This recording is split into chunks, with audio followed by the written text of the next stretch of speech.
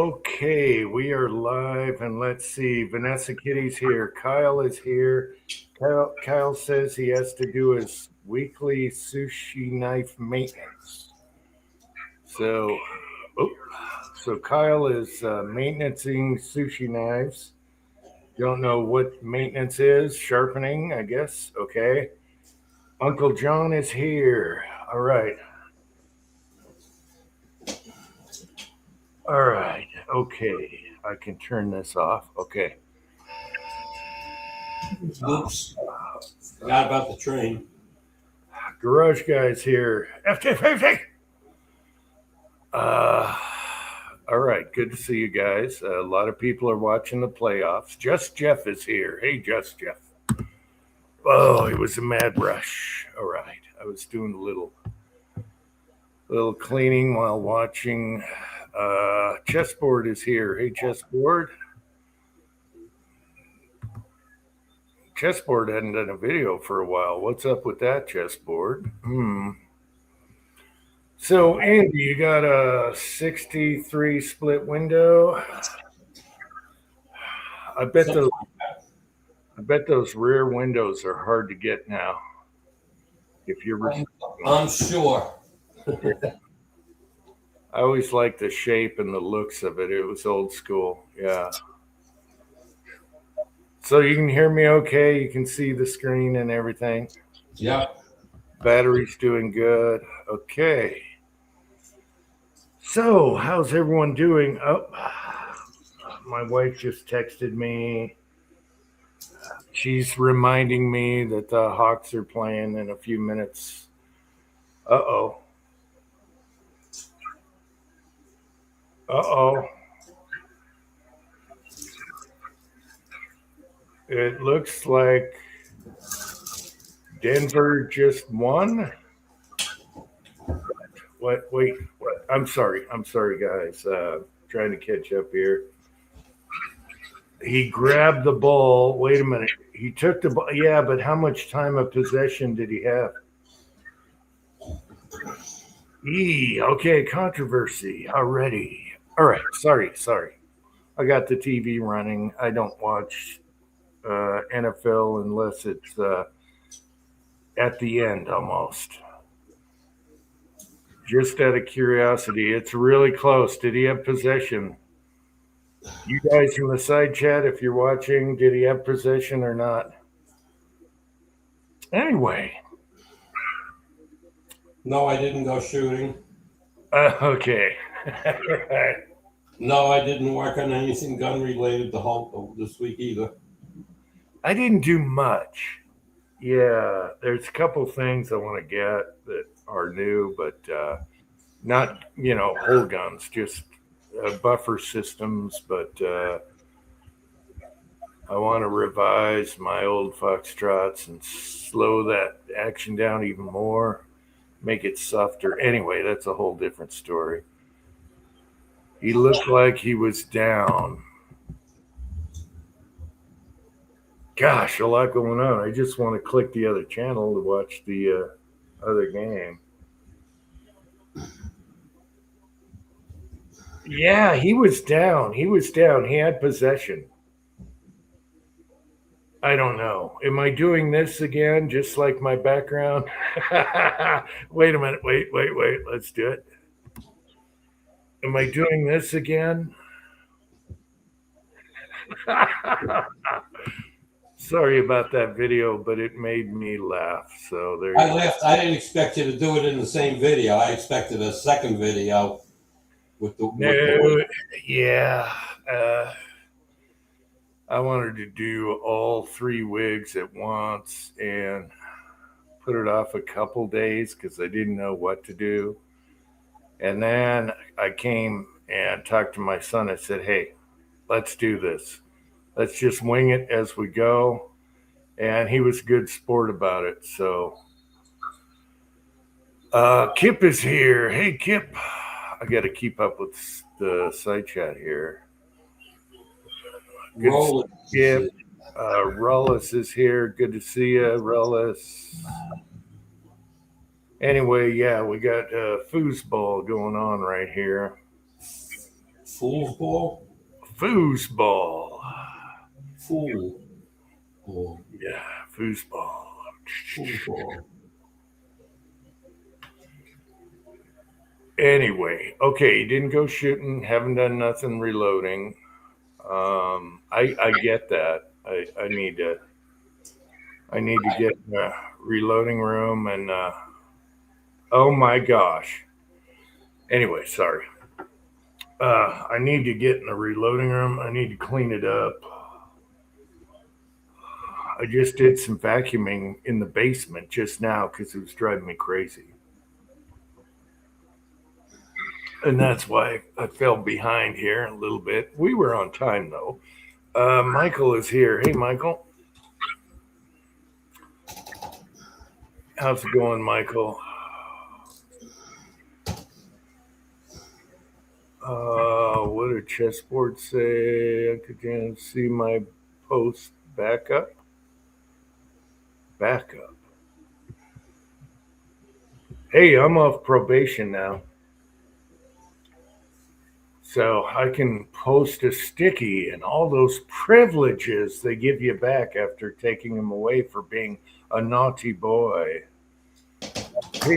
Patriot Paul is here. So, yeah, I finally was able to post a sticky and have my rights back that were taken away from communist bastards on YouTube. Anyway.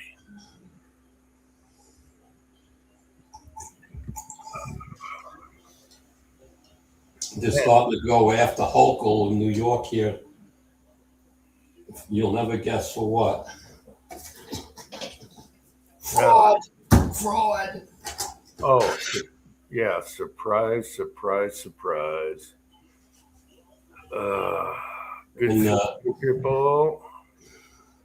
And our mayor is pulling his hair out because the judges are stopping him from doing everything. There you go. The courts are knocking him down. And Trump says he's going after New York State. The congestion pricing is it just a money grab and all this crap? Why does the MTA constantly need more money? Okay, because they're paying off people, obviously. So all this is going to hope the shit hits the fan in New York. I don't know where he has the energy because he's all over the world trying to straighten everything out. So I don't know where he's got the energy either, but man, he's getting it done. Maybe there's three of them. Maybe he's got triplets. Nobody knows. I don't know. I haven't seen anything like that guy. He's got more energy. Everyone that knows him says you can't keep up with him. And it's probably hard to work for him because he expects you to do the same as he's doing and stay, get 4 hours sleep a night. At 80 years old, I don't think there's anybody But now that he can go, even playing golf. He's not an easy one to beat either at 80 years old. He can kick my ass. He's an ass kicker. Yeah, it's just, it's weird. I mean, he's spread out everywhere. We got the Greenland thing and all that. Anyway. So,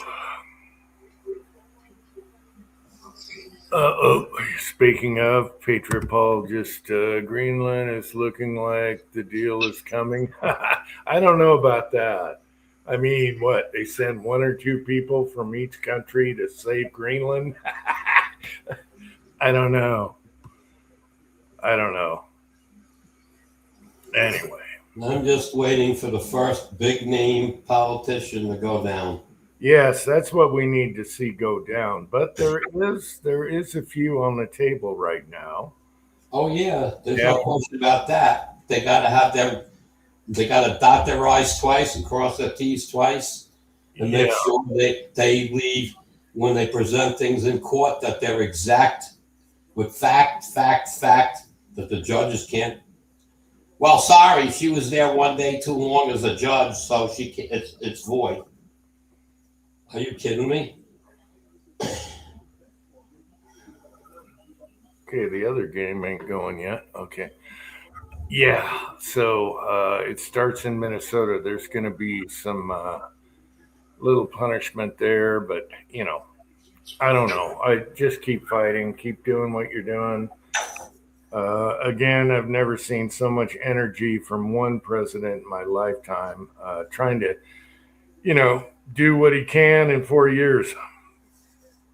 Oh, flag! Oh my gosh!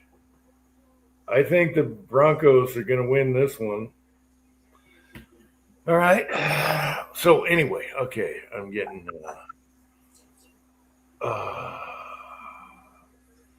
So Patriot Hall, Sear Spring. I'm going to stay on your ass, Sear Spring. I'm ready to slightly flatten the Sear Spring in my latest high power. But we'll see. We'll see. I wanted to see what you come up with the one you bought. You don't want to go too light though, because you need that on the Sear Spring. So, all right, we're settling down. What else has been going on, Andy? Not really much, man. I'm just like, growing plants in the basement for outside for the spring, and that's taking not a lot of my time, but some of my time. And I just walk into the garage, turn the light on, shake my head, turn the light off, and walk out. I mean, it's cold in the garage. I mean, so it's like I got heat in there. I got a, kerosene torpedo heater. It heats the place right up. But I got to turn that on for about 20 minutes. And then I got to go out there and shake my head and decide where to start. And tomorrow I'm supposed to get 2 to 4 inches of snow. So, yeah, okay. And it's going to be on the warm side. So whatever we get is going to be heavy, wet snow. Well, I would love snow right now. We are in a snow drought, so. Well, you said the mountains got plenty of snow, so. Well, no, it's got a little snow, but I should be in January, February. I should be out there with the tractors plowing a foot, and there's nothing. There's nothing. So we either get it late in the year, or water's going to be more scarce this summer.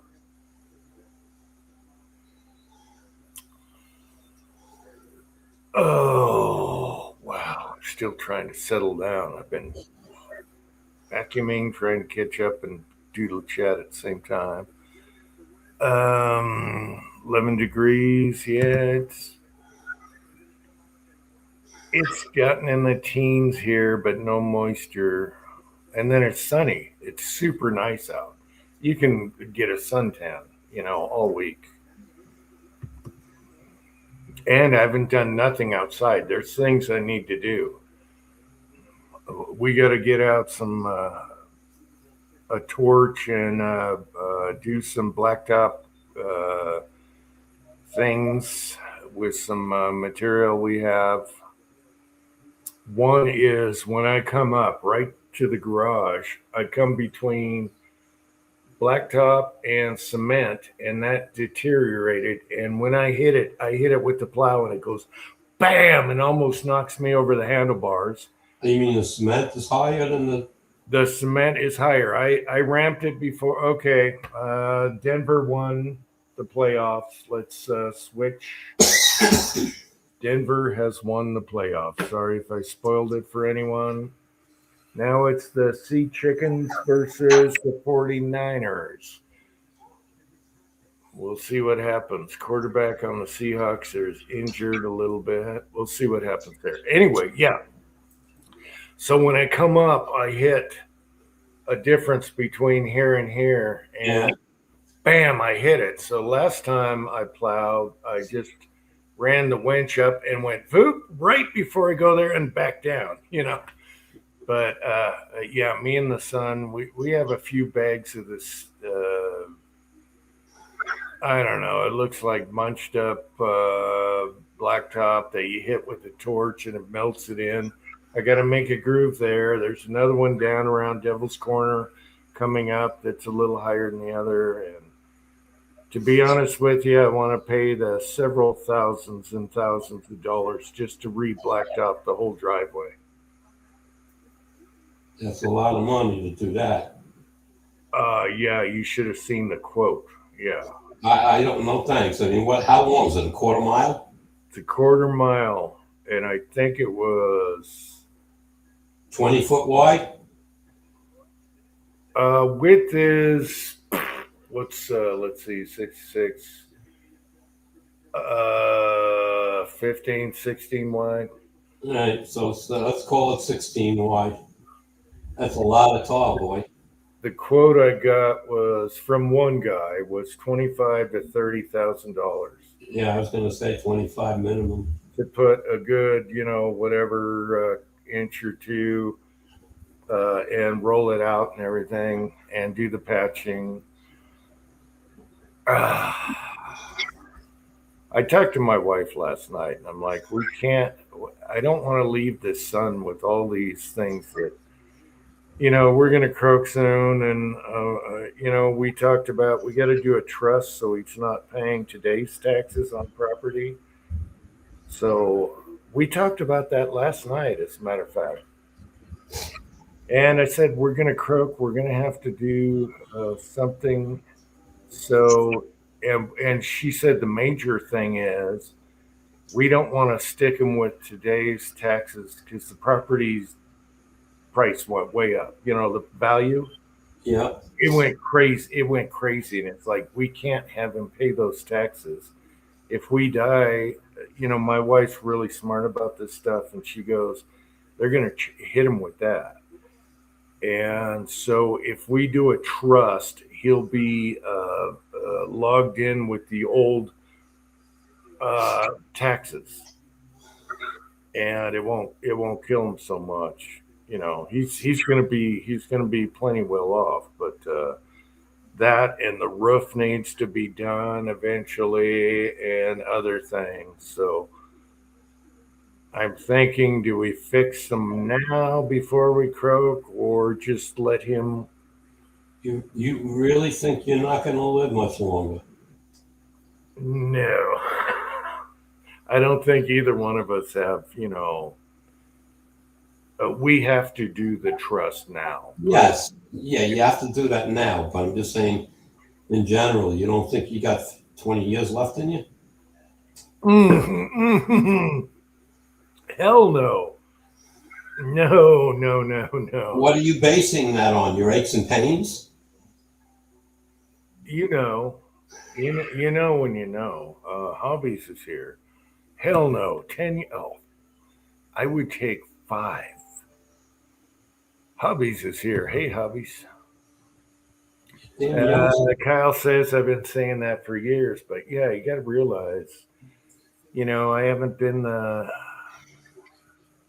role model for a healthy vegan type guy, whatever. Yeah, but you keep falling down. That's part of your problem too. Stop hurting yourself. You got to back off of shit. You got to understand that you're not 40 anymore. Okay. That's how you get hurt. This is the year we do the trust, so he doesn't have to pay the what today's taxes would cost him on this property would just be a nightmare. And so the subject came up because my wife asked me if we remembered our original first neighbor, first house. And he quit his job and he was doing investments or whatever. And so my wife said, okay, we'll do this much money. And she told me today, do you know what that investment was worth a long time ago when, my kid was just being born and everything? And I said, no, he was just doing a fly by night, whatever company in between jobs or whatever. And yeah, it really rolled over pretty big. And I was like, wow. And then I pissed her off because I said, do you realize if we invested that same amount in gold at that time, what it would be worth today? Like 450,000 or something, 500,000 we could have made off of it. And then she got pissed. She goes, okay, how much gold do you have? Oh, she got pissed, but she was right. And I said, how many accounts do you have? And she goes, well, we got to, put that towards the son, And I said, we got to write everything down so he knows where everything is. And that brought up, we got to do a trust. My wife's really smart about all that stuff. And so this year is going to be the year of the trust. So I just hate to see him alone here. He's got to get a wife. He doesn't, not something that's important to him at this time. There was a couple, and then there was one that really wanted to marry him, and he was like, no. So you know how it is.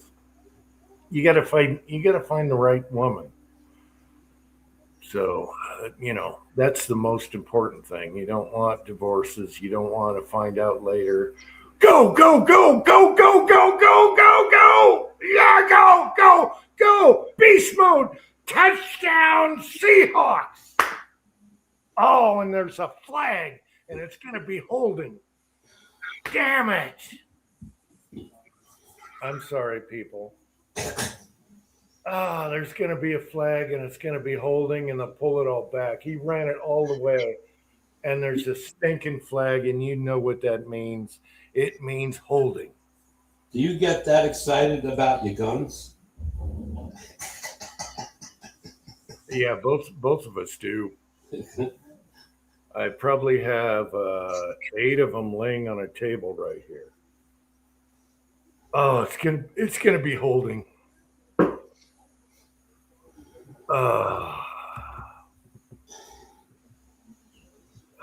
Holding Seahawks, blah blah blah. Yeah, I know.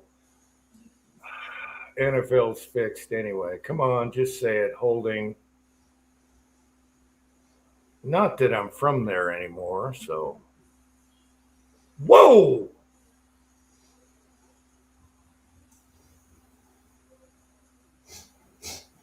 Holy shit, ran it all the way back. Is this going to hold? I can't stand San Francisco, okay, people? That's why I'm excited. Yeah, and the Hawks and San Francisco have always been rivals. So it's really important. And the other thing is, I'm not from Washington anymore. I've cut ties. However, I was so sick of being made fun of the whole time the Seahawks were a team. They were the joke of the NFL, blah, blah, blah. Zorn and Largent, and that means something to me too, because when I went to Maryland and lived there, all those Redskins fans gave me so much shit for the crappy Seahawks. And that's why it means something to me. I'm glad they won a Super Bowl. They should have had 2. Actually, they should have had 3. If the refs didn't fix the Pittsburgh, the Seahawks could have had 3 Super Bowls. Anyway, doesn't matter now. It doesn't matter now, but what a great run back. Okay. All right, I'll stop. I'll stop with that BS. That was awesome. I thought they would, yeah.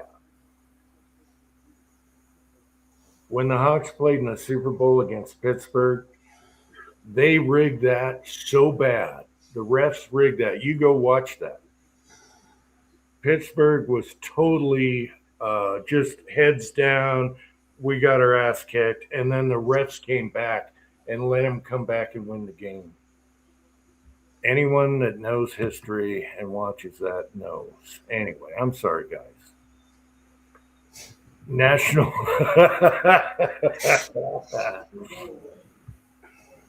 Well, yeah. Picture gold in the 90s, no, maybe even late 80s, the price of gold.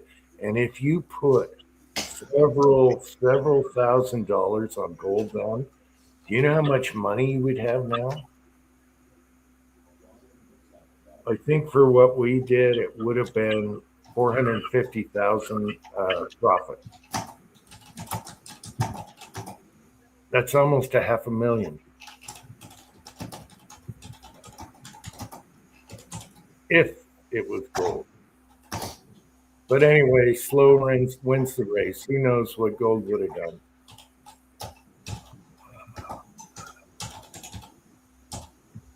Uncle John says, true, 3. Yeah. Yeah, we should have had 3, Uncle John, for sure. We all know what happened with the Patriots, which we can't stand. Patriots. Anyway, okay, enough about foosball.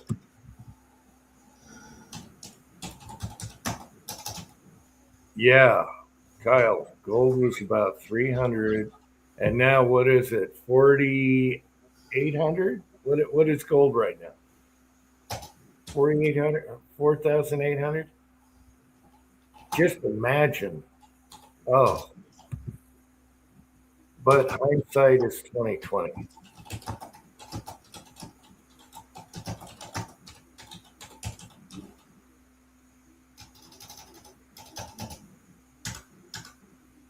Yeah, and I wouldn't buy gold right now because it's so high. What are you going to do?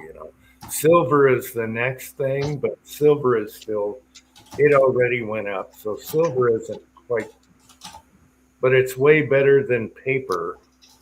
You know, it's way better than paper. So,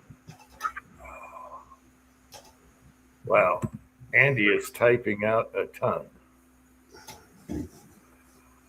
Yeah, that's enough. I just ran out of space and realized I typed all this crap. It's not there.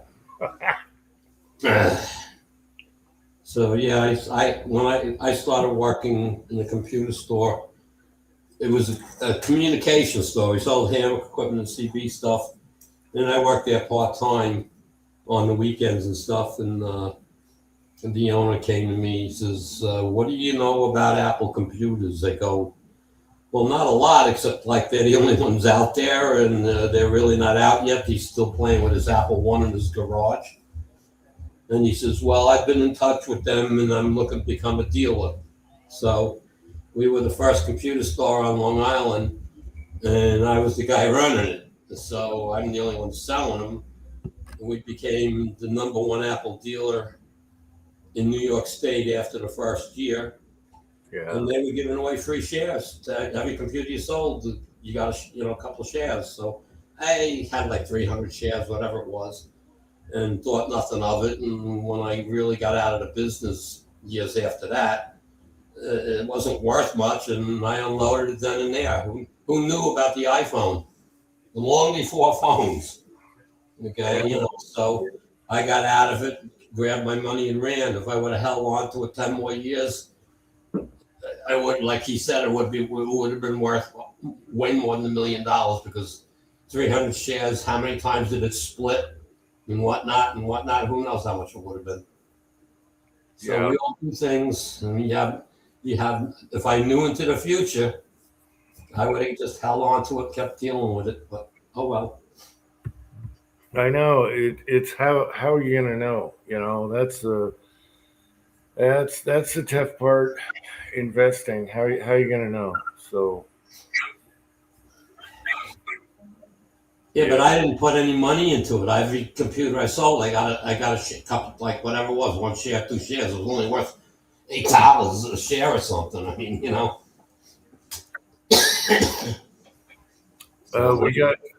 we got Tactical Fud is here. Hey, Tactical Fud, how you doing?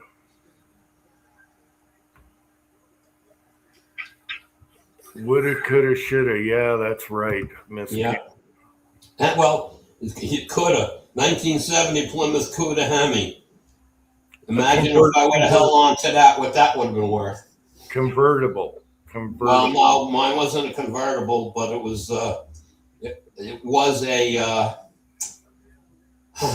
vinyl top. So that was again limited, not as many made, so it made it worth more. Plus, it was a Hemi. So all I know is that if I would have put that car up on blocks in a controlled environment, easy, probably $2.5 million for it right now. And imagine a Cuda convertible. They are super rare now. Yep. And there's so many cars. That's what I would have liked to done as cars. Even a Sunbeam Tiger today. You know, I almost bought one as a teenager, and I thought it was too much for $3,000 with a 289 in beautiful condition. I couldn't afford it. But if I had that thing now, oh my gosh! Yeah, well, you know, Sunbeam. That's not even a Cobra or anything. Yeah. You know, there were a lot of cars back then that it didn't have to be crazy. You know, it didn't have to want to be one of the big boy Cudas or Chargers or Super Bs or whatever. It didn't have to be one of those. You could have a Chevy Chevelle, it's still worth a lot of money. Yeah. All right. Side note: Seahawks just stuffed them. They don't have the defense they used to, but looking good. They just stuffed them. I can't stand San Francisco. Anything about San Francisco, I can't stand. So, come on. Anyway, I'm gonna bad luck it. Oh, we got Rollis here. Gentlemen, How you doing? so far pretty good. I don't know if you recognize that. Let me blow you up here. I'm trying to not get that. Kyle sent you a frog? No, he didn't. He didn't send it to me. He put it right in my hand. We finally. Oh, you saw him. Okay, cool. Oh, Yeah, you got the Kyle. All right, let's hear this. Yeah, Well, let me get a ciggy. Yeah.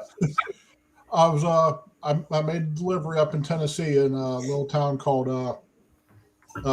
Verona. Anyway, it's where they make Sea Ray boats. We deliver up there about 4 or 5 times a year. Anyways, so I sent him a text. Says, well, I'll be in Adairsville in about 2 hours. And he met me over at the QT truck stop, and we talked for about 10 minutes. I gave him the adjustment tool for the lead dies, and he gave me a frog and a magnet. I think I got the better deal of the two. And yeah, and he headed home, and I went to Savannah. Oh, I'm glad you hooked up with Kyle. He didn't say nothing. Yeah. Uh-oh. Jim is having He didn't say nothing in the side chat. All right. Yeah. Here, let me close the door. It's getting a little noisy.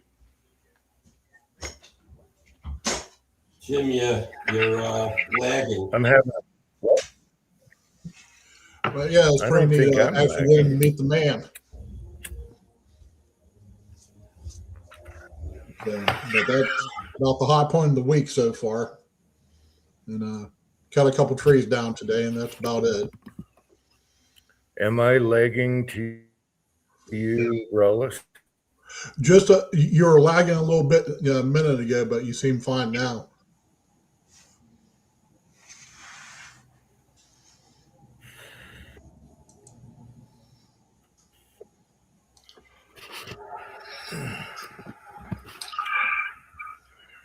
Yeah, I can see you trying to quote. It's lagging.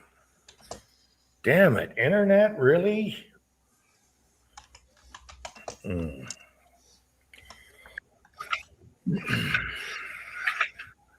Well, did you move something in the garage that got in the way of your Wi-Fi?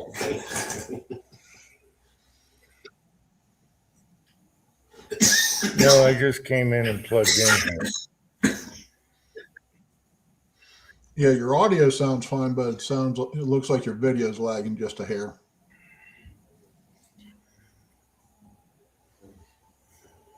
Really? Okay. Well, hopefully the internet gets faster. I'm sure my son is gaming right now, and I don't know what the wife is doing. Never really had a problem. So, Well, there was that big crash. you guys can hear me fine? No lagging, robot? Yes. Well, there was that big crash that we had earlier this week, and I don't know about the rest of you guys, but all the sites I go to, like my bank, all the banks and stuff I go to, they're making you redo everything. So I think it had something to do with that big outage that happened earlier this week. Good old Verizon. I got my email saying we're giving you a credit to your account. So What did they give you? $2.50?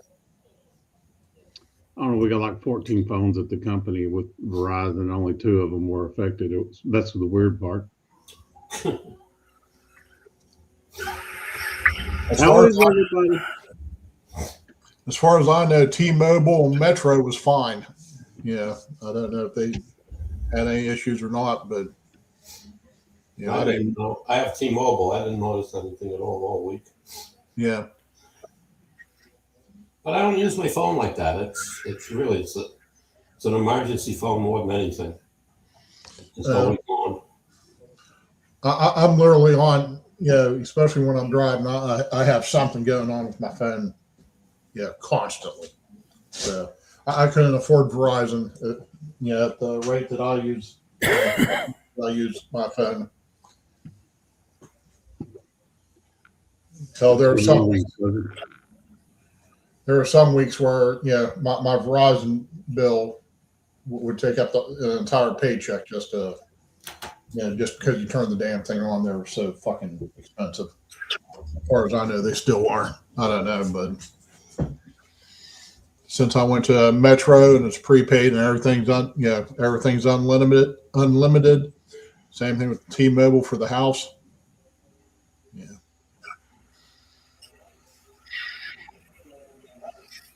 How's it going, Ozark? It's going.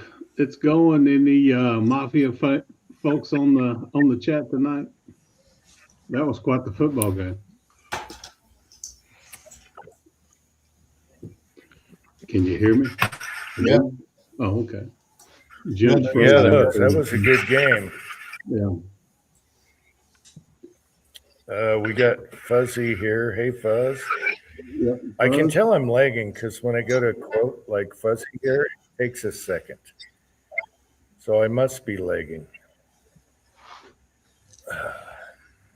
And the Seahawks ran the kickoff for a touchdown. So the opening kickoff. Let's go. Against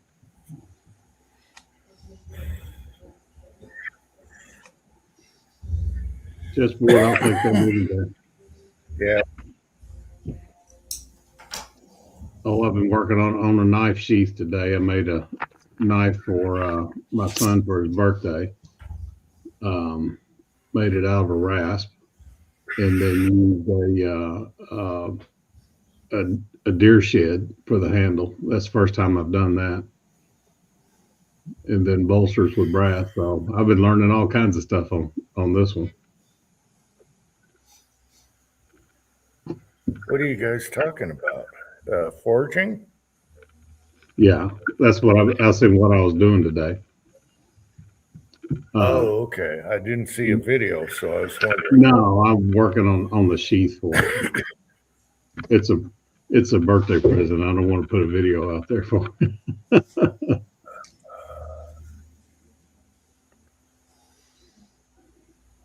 Yeah, Vanessa, we're done with Verizon. They accused us of not paying a bill, and then harassed us for a year about such bill, which was only like $100 and something.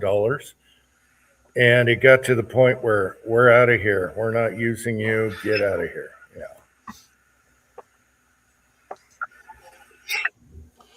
Vanessa's having a little bit of a hell of a time with buying that house of hers. And I mean, it seems like everything's going okay, but it's also going slow. Which when I bought this house, I'd rather just hit myself in the head with a hammer than deal with those fuckers ever again. I can't stand when the title company has to fight the bankers to get all the documents. Oh, one more thing. Oh, one more thing. Oh yeah, we Then need the an whole extra package. $500 for this or an extra $300 for that. Believe me. Next time I buy a house, I'd better be after I win a lottery, and I'll just hand the money to a lawyer and tell them when it's ready to be moved into. Let me know. God, at least rates are starting to come down. Well, they should have a long time ago, but Oh yeah, we're still 2 points behind Europe because their Fed chair is playing politics.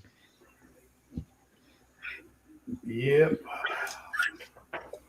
We just refinanced Susie's Jeep, so we took it out to another 70 months to get the lower interest rate and get the lower monthly payment, and that way we can double up on payment or pay on the principal, because I plan to have it paid off in about three more years. But just having that little bit of a relief valve will make things nice. And I'm going to do my Rubicon here in a couple of months. So.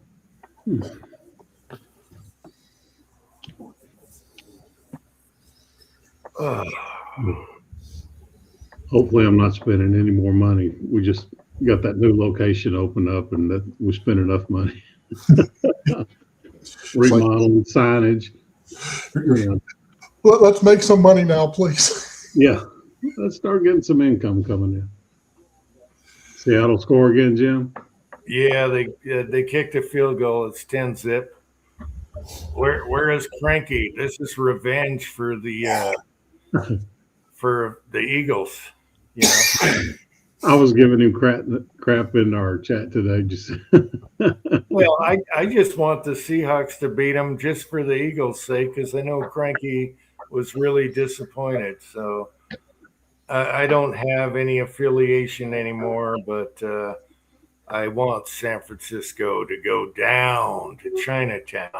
So there you go, Cranky. 10-zip. Let's go. Long game, though. Long game ahead. Am I lagging anymore? Or are we good now that I'm back? you're good now. Okay, it must be the pod in the garage that's cold.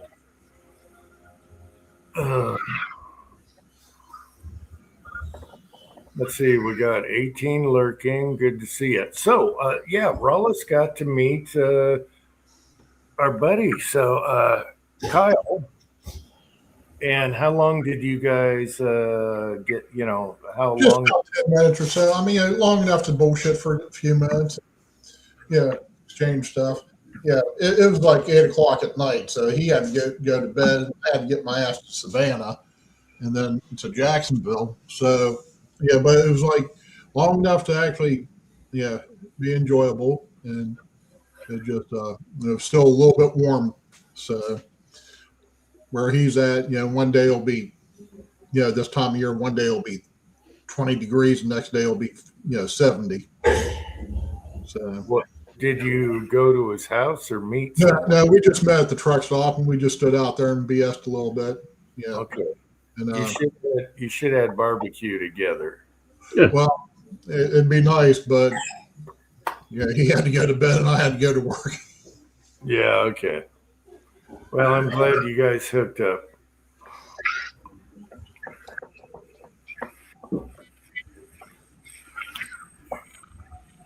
Yeah. Now next thing we need to do is head out to your place and just bother you for about a week.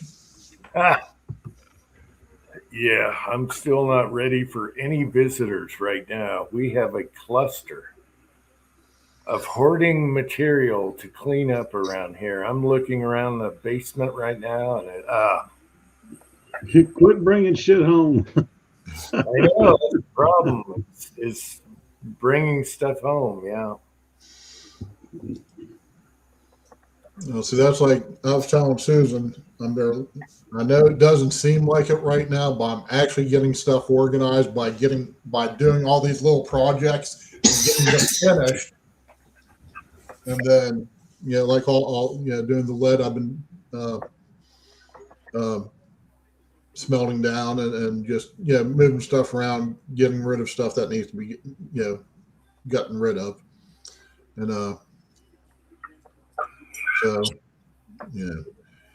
I guess tomorrow, since it's the high is only gonna be like 40, maybe it's either 40 or 50. Anyways, I'm gonna pull up the rug in here in this room, and It's 17 outside here right now. yeah. And, there you go, Kyle. Yep.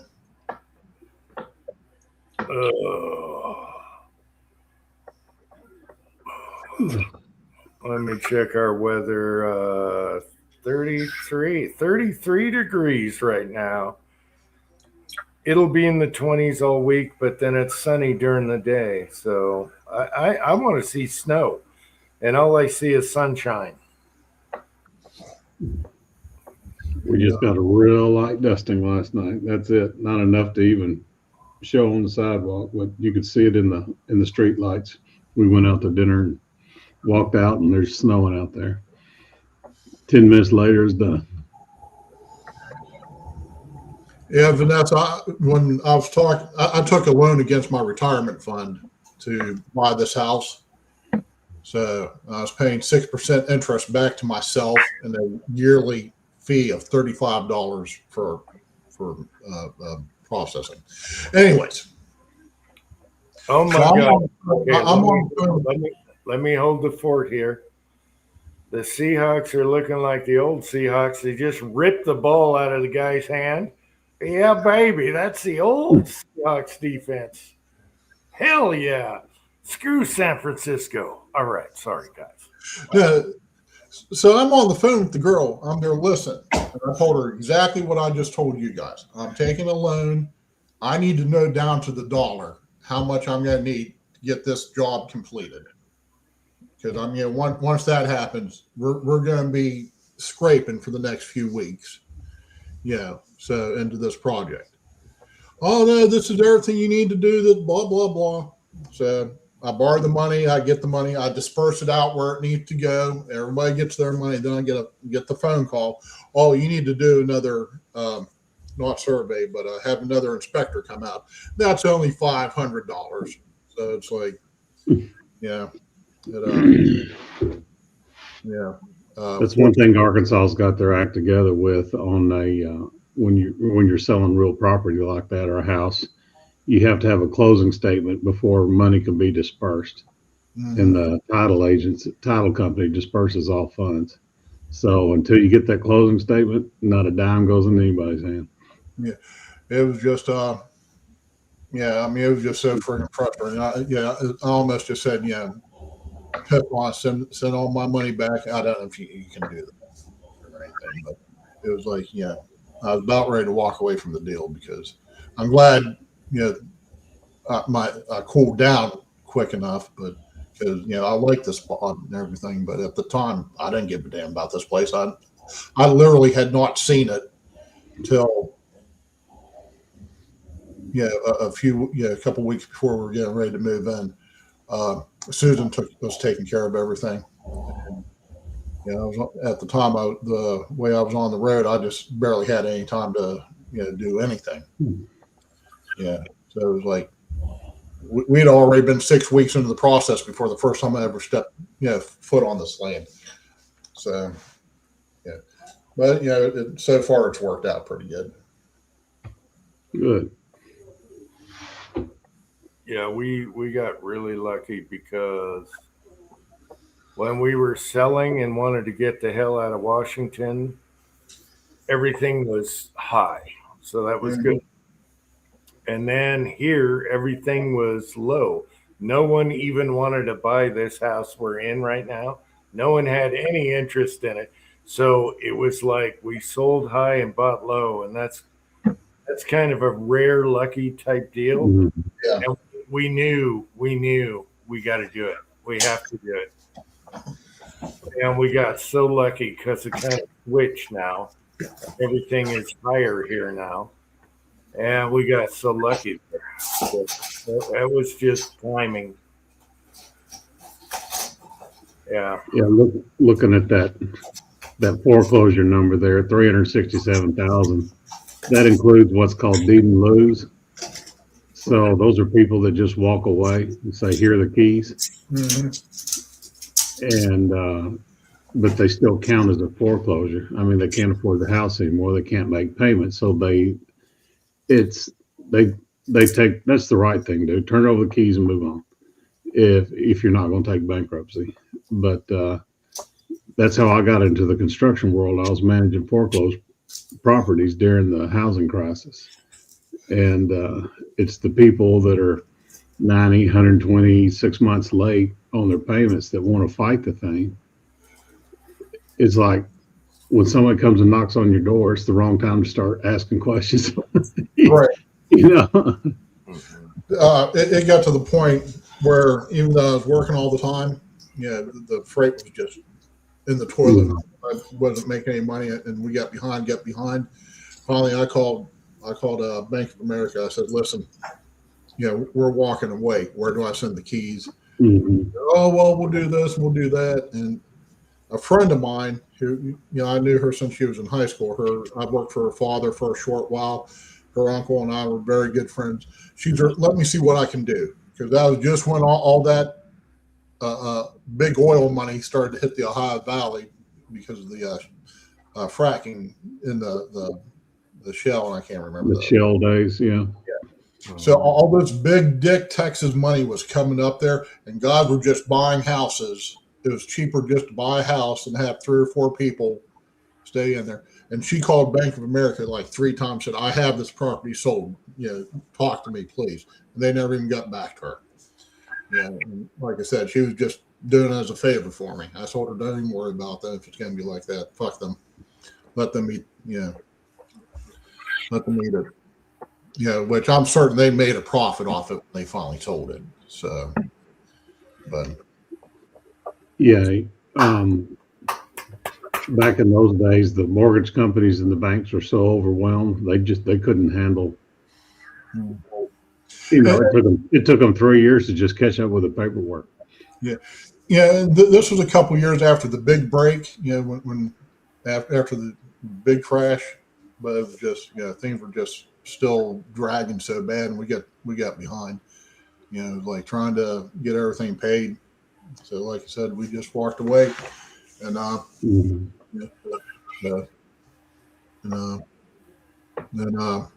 got down here, and after we were living here about 4 years, and we're getting a house.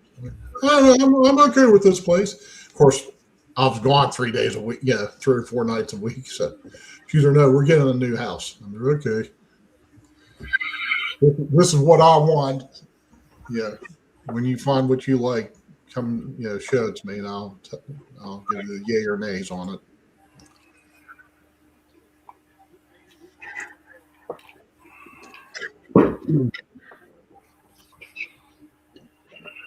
Yeah.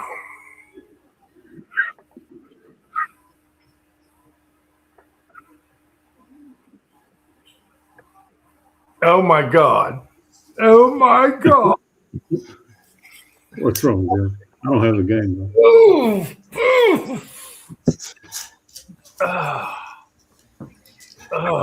Let's go, baby. Let's go.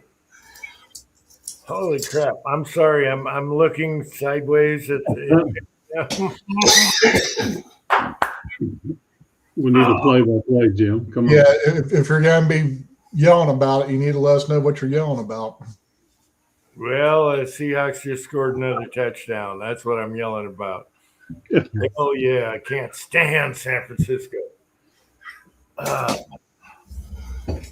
Man, that's like the old Hawks, the Super Bowl Hawks. What the hell's going on here? They don't have that same defense. But the offense is working, and the quarterback is injured. Unbelievable. I didn't expect this, but it's a long game. You can't count your chickens. Yeah, that's what happened in the last game. I know. Uncle John is watching, number one receiver in the league. There you go. Yeah. So, man, I can't find, like I told Ozark in a thing, he didn't understand what I was talking about. I was trying to find the Seahawks Super Bowl ring when they beat Denver, right? Denver was kicked the Seahawks ass and all that shit. And they forgot the number one defense always wins. And I have a Super Bowl ring around here, a duplicate. I couldn't find it because in the background picture here, Mr. Colonial has rings on his finger, and I wanted the Seahawks ring on there, and I couldn't find it for the video. So I'm trying to do that video all in one that one night, and I searched. It took me an hour, and I couldn't find the ring. So I said, "Screw it! I'll put on different rings," and that's what happened behind me in that goofball video. I couldn't find the Seahawk ring. So there's the story to that. I still don't know where it is. It's encrusted in diamonds and everything. Yeah, they've gotten so big and gaudy nowadays, they're just kind of absurd. Yeah, but if you look, I don't know if you saw the video, Ozark, but when I did this, I haven't watched videos all the way. Okay, I got two rings on the finger there, but I wanted that big ass Seahawk ring in there in the goofball video. And I wasted an hour trying to do the video, finding the ring. Where did you find the Tory? Never could find it. Gosh darn it. It's a good thing, though. When the ring is out, they lose.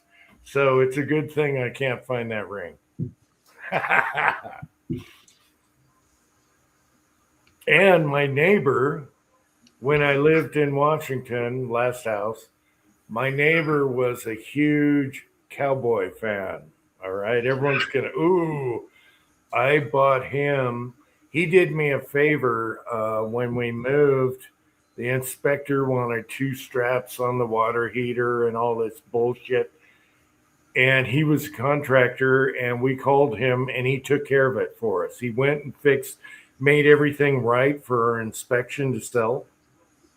So I sent him 2 Cowboy Super Bowl rings, all right, to go picture. He had a picture of him and his favorite quarterback. Who was it? The Navy guy or whatever? Anyway,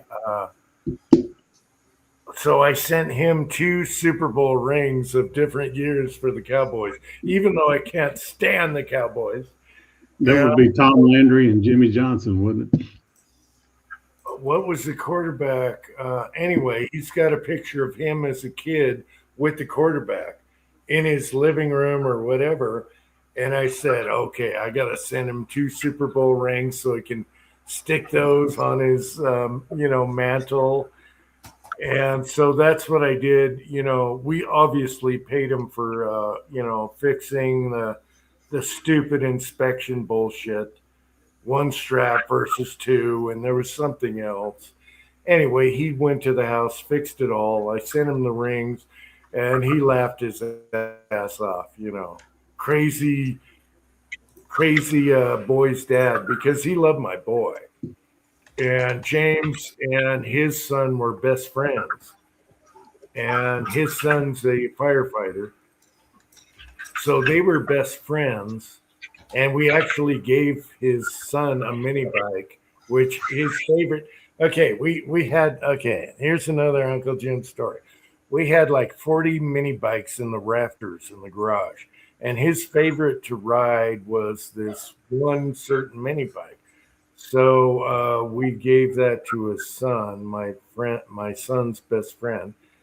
And so there's that. We had a good bonding and every 4th of July, we would bomb each other with fireworks. So, that was the best neighbor ever in our neighborhood. Anyway, he took care of us. I took care of him. He's got a shrine now with 2 Super Bowl rings. So, there you go. But I hated the Cowboys. But, hey, You got to do what you got to do. Make a guy happy. I grew up a Steelers fan, so back in the day, so I'm not a Cowboys fan because we beat them 5 times. Old Bradshaw called every play that he took a snap on. I like Bradshaw. I didn't like the Steelers after they stole the Super Bowl from the Hawks with the referees. If you watch that game, you will see what happened. And that was the first Super Bowl the Seahawks should have won. And then, of course, you had the debauchery with the Patriots, which I can't stand. When they should have run Marshawn Lynch, everyone knows what happened there. Well, it's just stupid call. Twine can't stand the Broncos because that's the coach from New Orleans that had the bounty thing going on. And she's like, he shouldn't even be in football anymore, pulling crap like that. He got suspended for a year. Yeah. Acted like he didn't know what was going on. Well, that's a problem in itself. You're the head coach and you don't know what's going on with your coordinators. I should have kept my Denver T-shirt, Elway with the horse mouth. Anyway, we had Elway. I think Uncle John had one too. It was Elway T-shirts that we were making fun of them back when John Elway was quarterback. Huge rivalry. So, hey, if the Seahawks win, are they going to play Denver? I don't know how it works now. Yes. Oh, that would be awesome because horse is a horse, of course, of course. I wish I kept that T-shirt. Damn it. John Elway T-shirt with the big buck teeth on a horse. Oh, well. Uncle John, that's what I'm talking about. Yeah. So Denver and San Francisco were the rivalries. Mr. Ed T-shirt. Yes, Mr. Ed. It said Mr. Ed, and it had Elway with the big horse teeth. Oh, hilarious. Uncle John, tell me you still have your T-shirt. I threw mine out. They probably cleaned bores and guns. Cut them up into patches. Oh, well. There's another side story.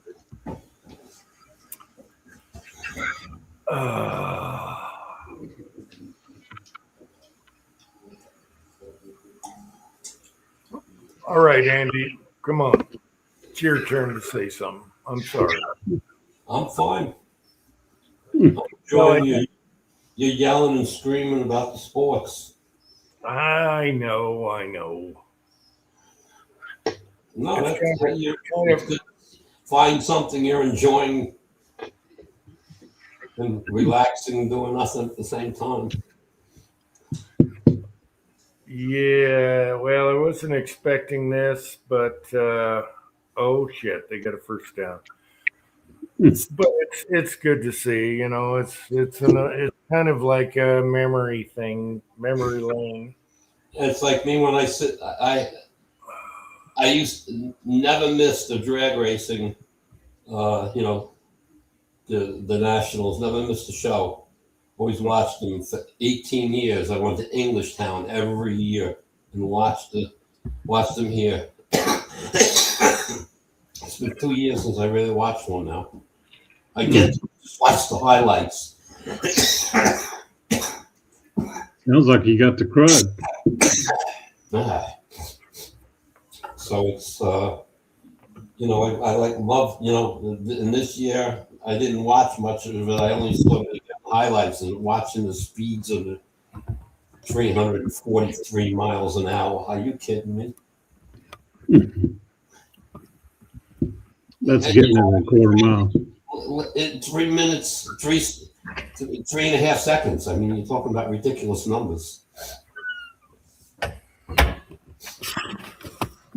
Nothing accelerates faster than a dragster. Unbelievable.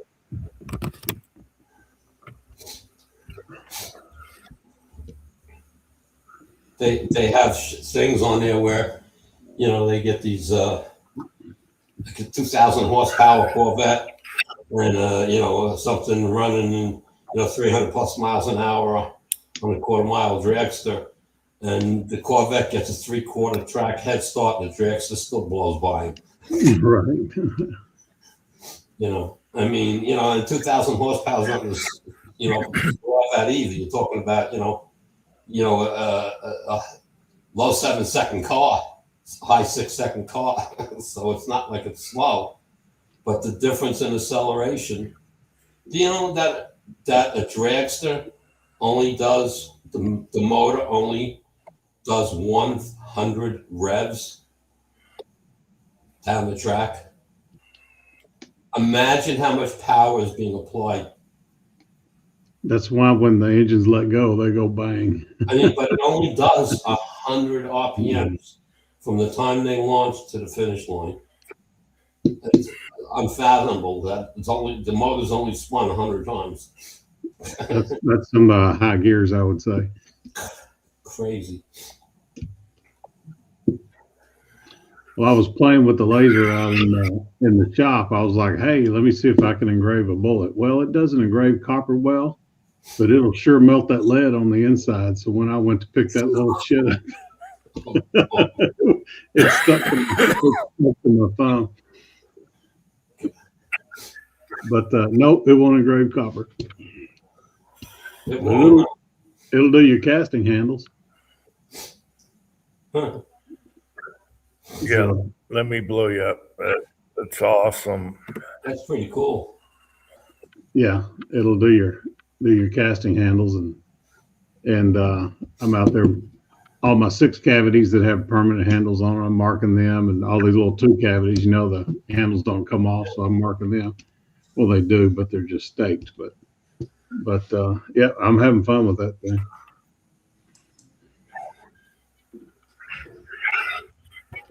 Yeah, I was looking at something I buy a lot of oddball stuff from China, and they had for $89, they had an engraver, but it said very, very thin, like aluminum, like maybe siding it'll do, but nothing else. It was like, yeah. And I'm not really into that 3D printing stuff and whatnot. I mean, I think it's cool, but I don't have time for that stuff. Oh, Twine made some cutting boards and put the family name on there and stuff like that. So yeah, but that's cool. She can personalize everything she makes for anybody. Oh yeah, that's what I'm doing with that sheath. I took a picture of me and my son, and I etched it into the leather, and then did the leather carving today. So it's drying. I'll get it glued and sewed together tomorrow. Now, is it all metal that it doesn't work well on, or just like copper? I mean, can you do steels? Copper and brass, it doesn't do well. Stainless steel, tin, silver, but the gold color stuff, it just doesn't seem to like. I mean, I can do a little etch in some brass, but it's not it's an ultraviolet later, and you need an infrared to cut into metal real good. Just back on what you just said about the middle class. In 1971, I made my debut with my Cuda at National Speedway. It was around 900 horsepower, the car. And I never raced in my life, didn't know enough about it and whatnot. But the day I was there, John Force was there, Jungle Jim Liebman was there. I mean, I couldn't even rattle off it. There was like testing and tuning. And I got to meet all those guys. They were so impressed with my car. All right. I mean, they were all, you got to remember, this is a street car. I drove it there, running 10 hours on street tires. So I had earned a lot of respect out there, considering those guys only running like high 8s. You wish you still had that Cuda? Well, for different reasons, not so much to race it, but the value. Oh yeah. I mean, if I still had that car and in the condition it was in when I got rid of it, it's easily $300,000 in my pocket. What year was it? 70. Oh. Yeah, it was a 70 Plymouth Cuda Hemi, and I owned it about 6 months, and it went into the shop, pulled the engine, and had it all worked. Set up for racing, whatnot, but I didn't know enough about racing at the time. Was it Plum Crazy Purple? Actually, no, it was custom color. It was a blue.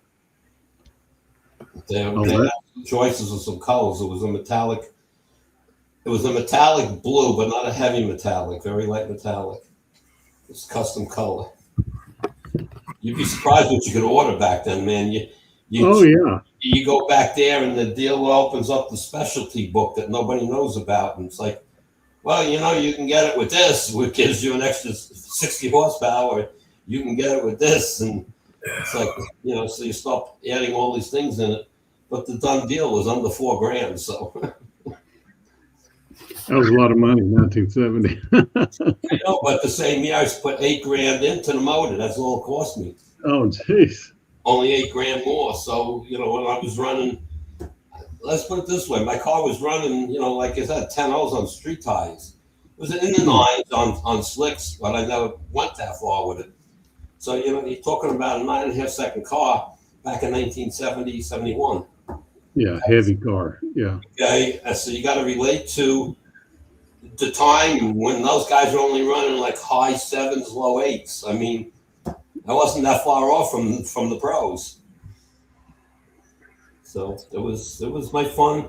I got to meet all those guys and whatnot. I've only met them one time, but later in life, John Force, his daughters were doing alcohol dragsters, and one went to Top Fuel, the younger one was still in alcohol, and I spent a day taking pictures of them at their booths at the track and whatnot. Came back the next year and gave them both, albums with like 60, 70 pictures in it, and they still remember that. That's the best part. That's cool. So again, I'm a nobody, but I'm known by some of the people. Gary Selzy, another one that knows who I am. Same thing for him. It was a Father's Day race. I was taking pictures of him in his car and whatnot, and then I was hanging out afterwards, letting the crowd dissipate, and he was in his pit playing with his kid and his wife, and I was getting all these candid pictures and stuff, and I gave it to him the following year. He was like, he was amazed that I took the time to do something like that for him. So, they don't forget stuff like that. So, Come on, Kyle, quit typing in the dark and get on here. yeah. Get on camera in the dark. Yeah, Yeah, that's a lot of fun back in the day. I wish they closed Englishtown down, and it was like I had lifetime seats, and it was like, are you kidding me? And I think I miss going there every year. Was one of the biggest things that I enjoyed doing. And you can't approach people like that anymore. Back in No, the day, not really. I mean, you can approach them. They come out when they come out to sign autographs and stuff at the pits, all right. And if you're patient enough and know how to approach them, they give you the respect. It's like he was handing out pictures, him signing it, and I'm up there. I says, "How about you sign a picture of my car?" And I pulled out an 8x10 of my Camaro and started bullshitting with me about it. You know what I mean? And so it's like, say Larry Dixon did the same thing when I pulled out my picture and had him sign it. He was like talking to me for 15, 20 minutes. The crowd was getting pissed that I was taking that all the time away.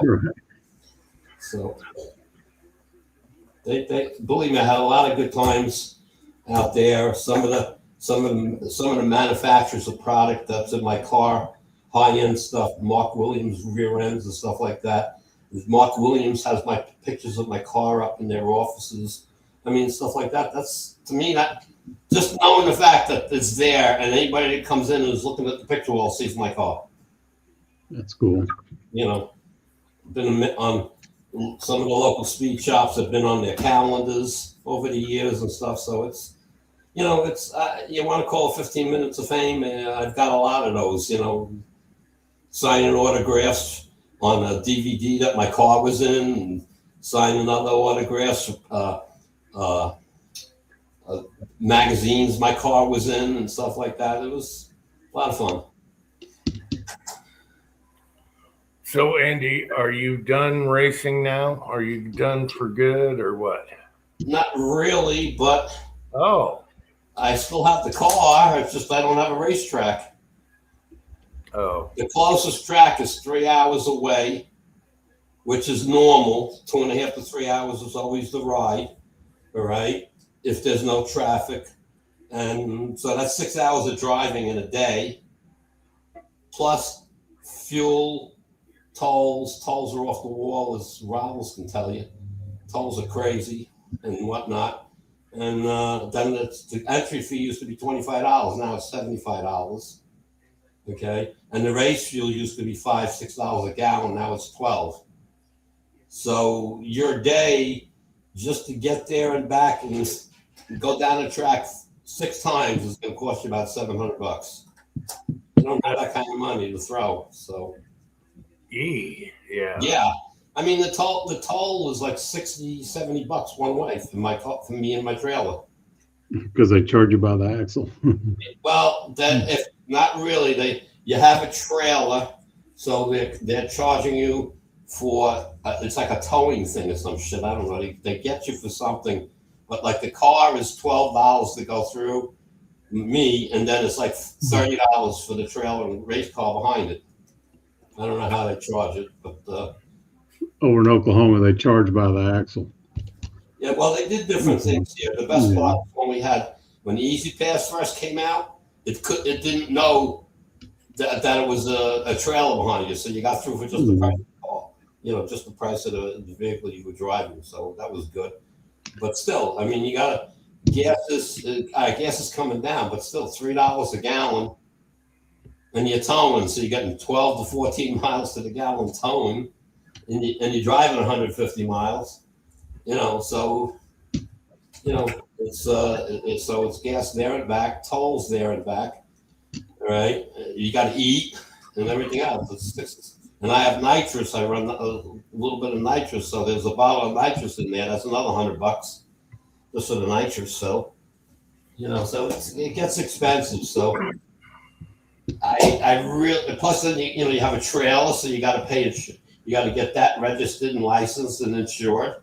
So you got to have all this stuff going on. So it's just there's all kinds of costs in there. So the only good part is I only broke once and it was minor.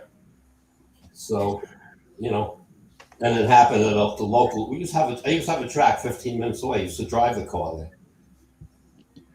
So it's that's part of where I moved when I bought this house. Is God, the track's 15 minutes away. I wake up on a Saturday morning. It's gorgeous. I'm going to the track. Call my friend up. I'll meet you there at 11. Right. And 5 guys would turn out to come race with you. We lost that track, and then so everything became a long distance. I mean, I drove to Sandusky, Ohio 3 times towing that car to a Super 70 show up there. I mean, I had a blast, but it's a 13-hour tow. Mm. Well, you do what you love. But I didn't go alone. I had other people, so we had several of us go with our cars, and so we had a good time. But now in the group I was with, I'm the only one that races. Only one that's got a car that races. One guy just built a car, built a monster. It's almost $300,000. I don't know, 55, 56 Chevy, all light and all stuff. I mean, major crazy horsepower. About 3,000 horsepower to produce max. And he decided after all said and done, he's not going to race it. He says, too nice to race. I said, It's a museum car now. yeah, well, I mean, he takes it out and drives it around town. That's the whole point. The lowest horsepower he can produce is about 1,400, and that's on pump gas. Okay, and if he puts the dials in the computer and sets it, he gets about 2,800 max horsepower. Mm. So I mean, the car is supposed to be in the 6s. So, he will never find out. He says, I'm not going to bring it to the track. So, hey, as long as he's enjoying it, he's got the money, so it's not it's not that it's a big deal. Okay, I mean, so it's to me, I have what I have. I enjoy what I have. It's fast. Would I want to go faster? Sure. Do I enjoy the hell out of it? Absolutely. No need to go faster. The faster you go, the more parts you break. That's when you take your Camaro through the drive-through, and when somebody's trying to order in front of you, you sit there and throttle the engine. Open up the bypasses. I don't have any bypasses. I have performance mufflers on the car. It's not quiet, that's for sure. The tracks require you to have mufflers, so. Oh, yeah. Yeah, but I'm still pushing, if I'm on it, it's still pretty loud. If I'm just cruising lightly, it's okay. But if I get on it, you'll know what's coming. Most of the tracks have a decibel level requirement that you have to meet unless you're really up there in the horsepower range. They don't want open headers anymore. I thought most of those guys had bypasses, so when they a lot got of guys, to the line, they'll bypass the muffler. I guess you get your Tesla and not worry about it. Well, I get Vanessa. I get gas. I buy the 100 octane low lead gas. It's about $9 a gallon at the airport. You buy avgas, aviation fuel. You call it that. Yeah, they call it 100 LL. God, I mean, I wish they still made Sunoco 260. What, are you kidding me? Right at the pump, go fill it up. They don't make that shit no more. Now Sunoco's got 94 octane, which I'm happy about because for cruising around town, that's good. I just add some lead to it.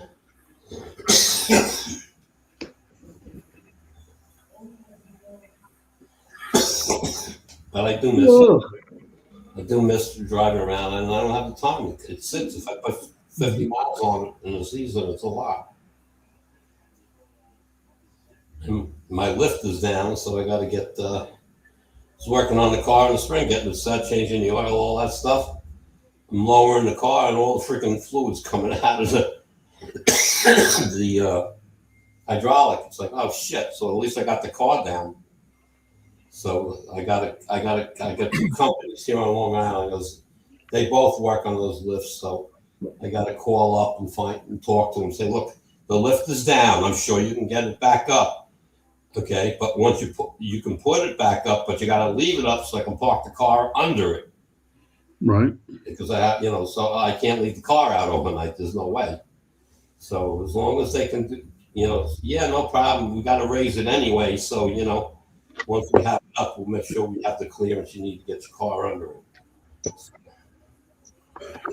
Then it's a matter. They just pull the cylinder down, and if they have the parts, they're going to fix it right there. If they feel they got to take it back, it could be a week to 2 weeks. There's only so many different seals. It's not like there's 50 million different seals for that type of cylinder. So. Oh, it was the cylinder that went bad, not the hose? Yeah, the seals on it, the end seals that's leaking out of the shaft. They blew. I mean, it's 25 years old. It never leaked. So it just went bad, just like that. Mm-hmm.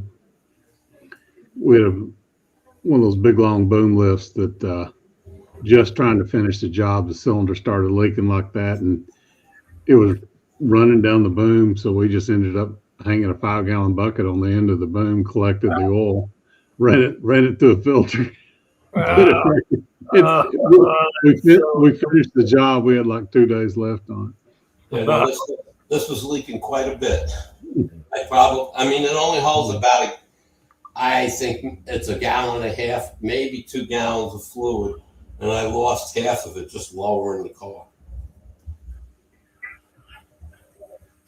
So without the weight on it, it should work a lot easier. So they should be able to put some fluid in and raise it up, all right, and then drain the system and pull the cylinder. It's not that big of a deal to pull. There's a plate on the end of the cylinder with one big monster nut holding it on. So what you got to do is you got to raise the lift to a certain point, okay?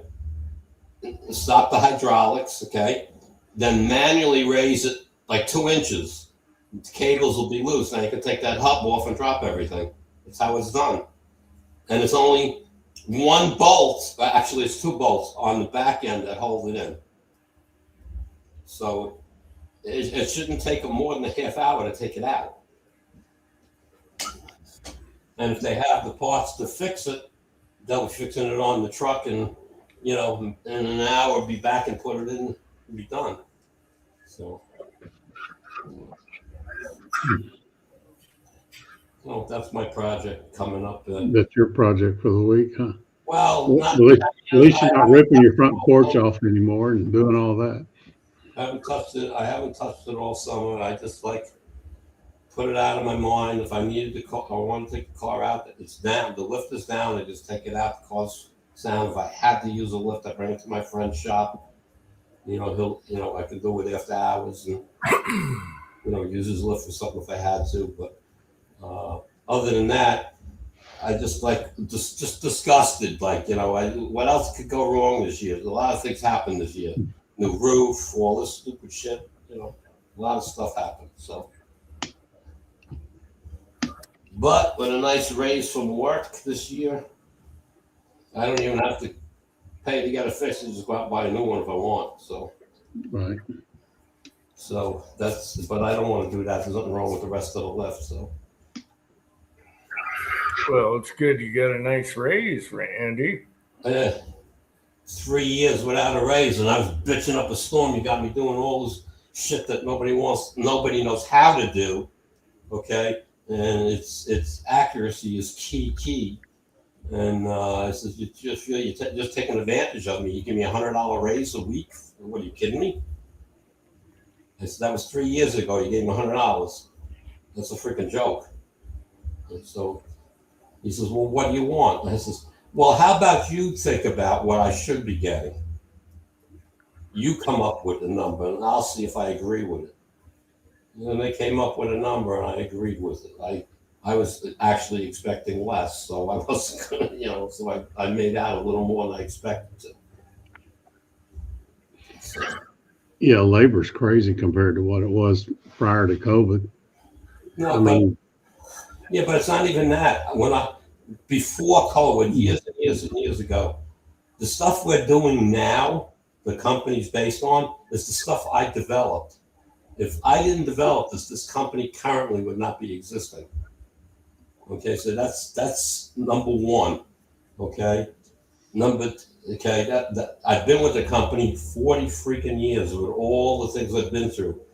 My first 5 years with the company, I was making, at the end of 5 years, I was making $100,000 a year, plus car insurance was paid for, gas card, breakfast, lunch. I didn't buy anything. So what's that worth? Another $15K? So 100 plus K a year. And the company, I don't know, time frame 19 years ago, I'm going to throw it at, was falling apart because of the guy that was running it at the time. And everybody took a 50% pay cut. Mm. So I wound up with a second job. I couldn't pay my bills. The whole 9 yards with the mortgage, couldn't pay the mortgage, the whole 9 yards. I'm paying them, but not. Look, I can't pay you more than I'm paying you. It's like I'm giving you what I can, and at least I'm not paying anything. Okay, I said, but you give me a year from now, as I get caught up and fixed, you'll get all your money. And I fought them for a year, and then all of a sudden, things kind of working out now because I had the second job and the other things were being paid off and whatnot. And now the mortgage payment became current in 6 months from that time frame forward. And now I'm like, still with the same mortgage company because they worked with me. So now I'm okay. But that's life. It's up and down. Anyway, it's my witching time. Your Cindy's on in 10 minutes. witching time.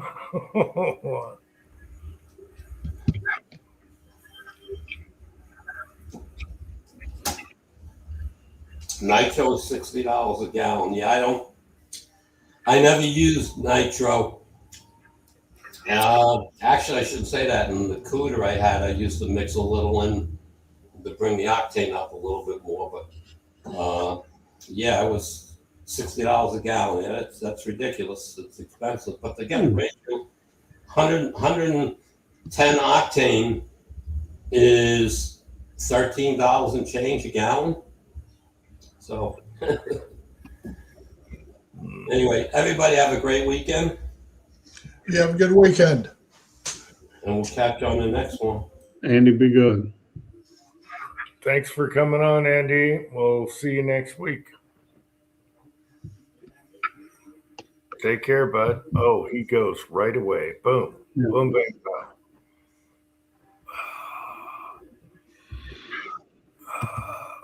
Chessboard meant night. Okay. And Kyle, where are you, Kyle? All right. Good night, Andy. It's too cold for Kyle to be out on the porch, down in Atlanta. Well, he You said he was typing in the dark and he wants to help me fix my guitars. But if you're doing it in the dark, Kyle, we're not doing it. I did find some strings. You guitar guys get way too, what do you call it? Hobbies. Complicated. As far as I just watched a video. What's his name?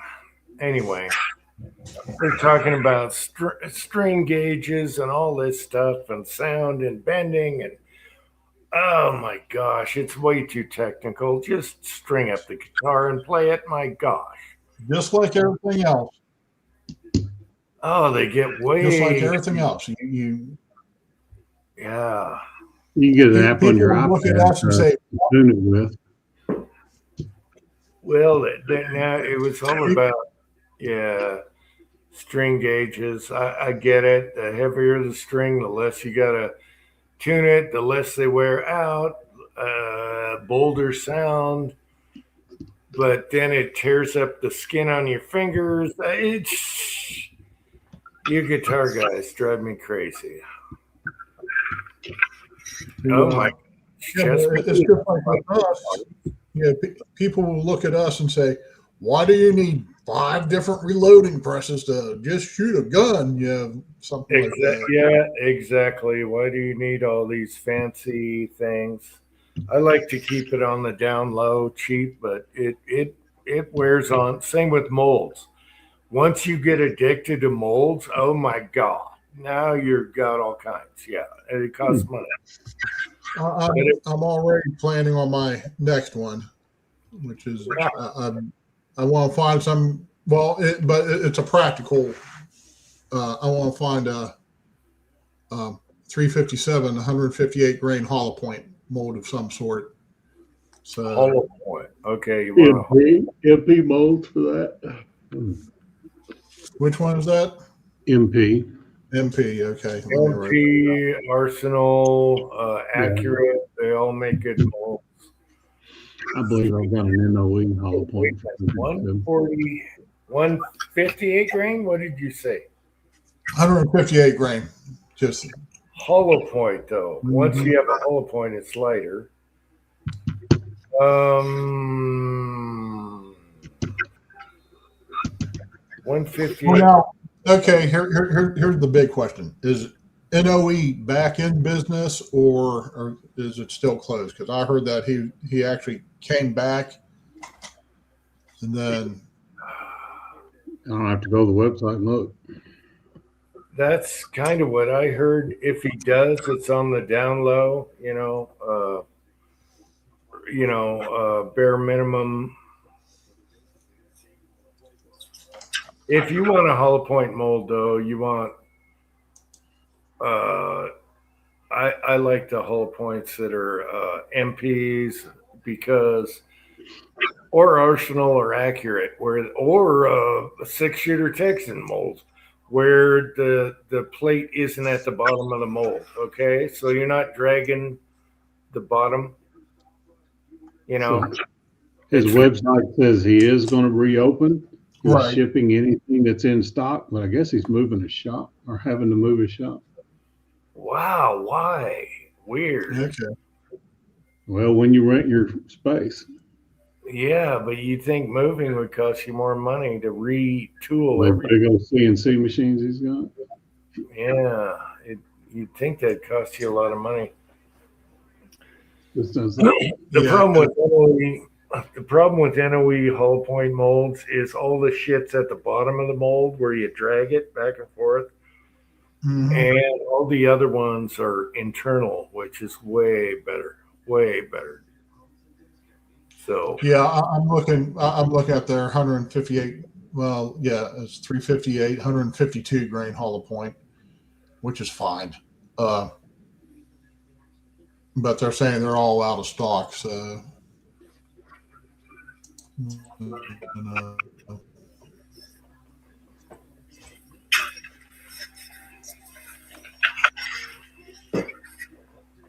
I don't know what MP has in the 158 Hollow Point.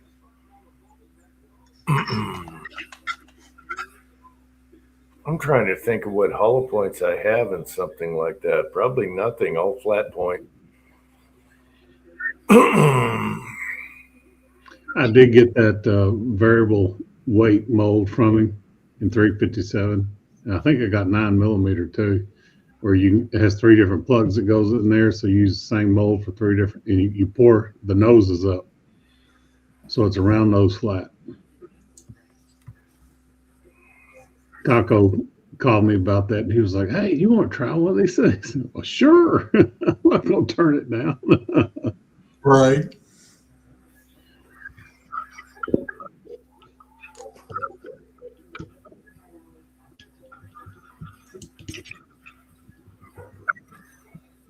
Oh, geez. Yeah. Well, Kyle doesn't look like he's coming on tonight. Oh, he said that tonight, yeah.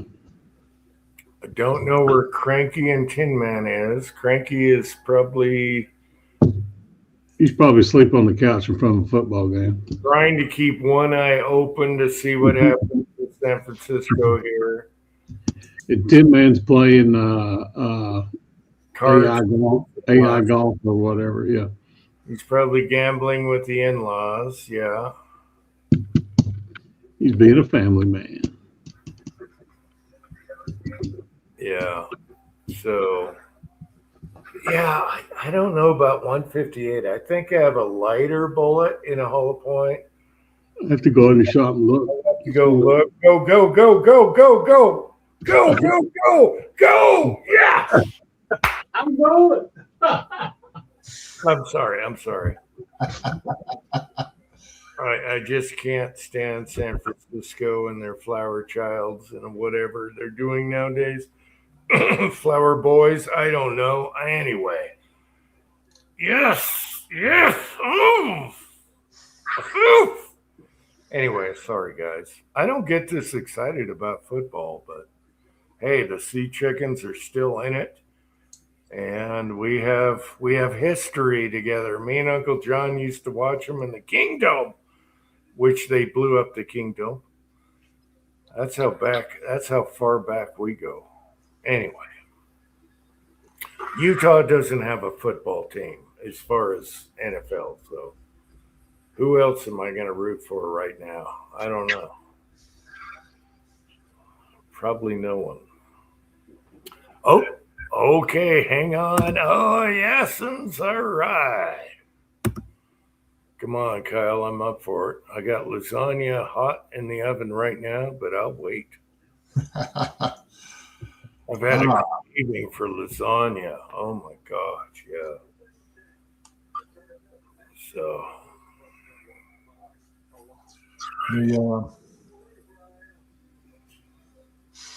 I'm looking at M&P now or MP, and they actually have some stuff, but I don't know. I'll go through it a little bit later. I already have it up. That's all that matters. So, hey, there's Kyle. Kyle, is that you? Before I hit the button, Kyle? Kyle, I don't want a crotch picture. Oh, thank God. All right. Thank you, Kyle. You're killing me, Jim. Eh, Hey, Wallace, how you doing, buddy? Hey, what's up? What's up? You getting ready for the cold? Getting ready for it. Yeah. It's actually supposed to get down to about 29 here in the morning. So, That's about where we're at. so, you know, But in the next couple of days, it's going to be a little chilly. That's all right. I got my dogs. I got my wife. I got plenty of blankets. yeah, same here. Well, I didn't even have to leave the house till like 3 o'clock Monday afternoon. If Susie and I don't want to, we could literally just stay in bed for the next day and a half. That's the bad part about Georgia is I was actually late to work on Sunday because I went out and cranked my truck, and my heater core is a little on the blocked side, so I don't really have heat in the truck. And I had frost on the inside of my windshield.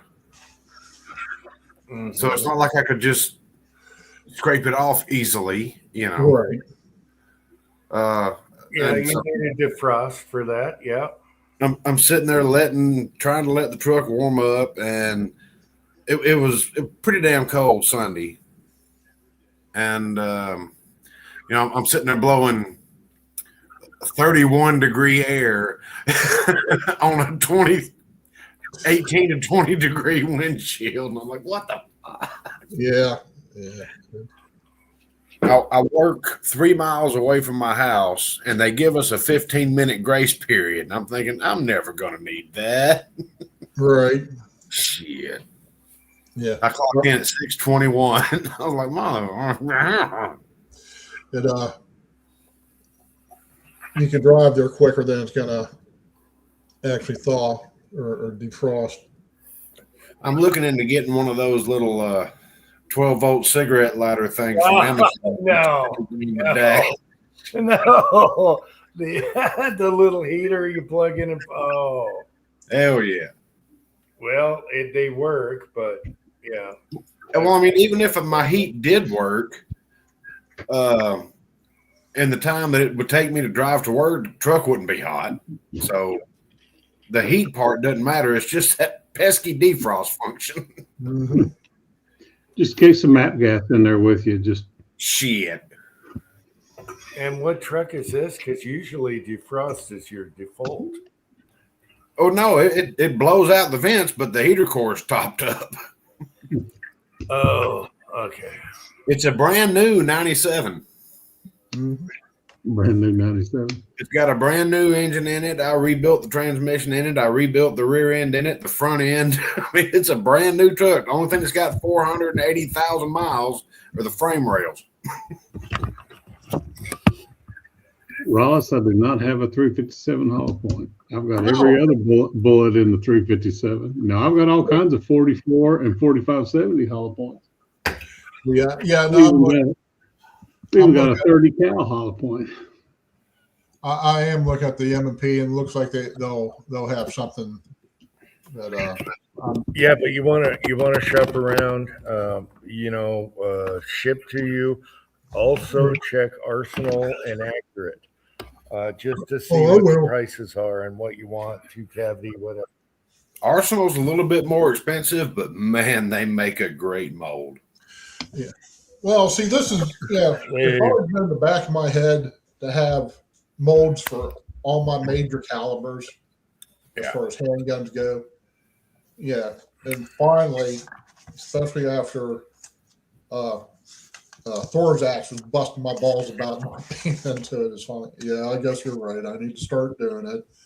And, but yeah, I can remember reading in the early mid 90s about articles written by Dean Grinnell about about casting, that's where I mean, I always knew it existed, but that's where I started to really start getting my information about it. It's like, and finally, it's like, after getting this Model 25, it's go ahead and actually start playing with that because Wallace, I've got several different molds for a 38 or 357, but none of them are hollow point, and right.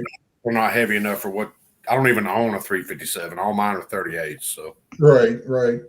And no, I mean, I like shooting lead in the 357, and now that, now I have it cleared out enough where I could actually do 25 yards in the backyard, but that's, depending on my eyesight on the day, I don't think I want to take a chance of doing that in a residential area. I try to keep it right around 10 yards. Well, Keith will do as much damage just about any hollow point out there. Oh yeah. And I can attest to that. Some of my loads took a deer with 357 with that Keith bullet. Yeah. Matter of fact, the only game I've ever shot was both times. Well, one was with a 38 special out of a J-frame snub. As Possum was sitting on the when the house that I told you about losing. When we were waiting for it to be brought to our property and have the wheels taken off of, we were running a house off a friend of ours. So, a trailer, and Susan comes running in the house one day. And I'm asleep. We literally were sleeping on air mattresses. And she starts yelling, "You need to go out there and shoot that damn possum." So I get up and I go out there and I kicked the it was even the guys who own the property.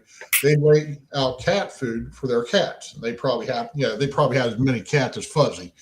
And oh Lord. So I'm kicking the table. I'm just trying to get, because I don't really want to shoot it, but the damn thing started to hiss at me, and they're screaming, she's screaming, and it's finally, so I shot the damn thing. Well, then the neighbors kind of, the guy who owned the place, he wasn't real happy with me because he liked possums, and then I shot a groundhog with one of my Glocks one time. So, and it was eating up my boss's garden. He said, "Get out there and shoot that damn thing." Okay. Yeah. Tell me twice. Here's your tools for the trade, Wallace.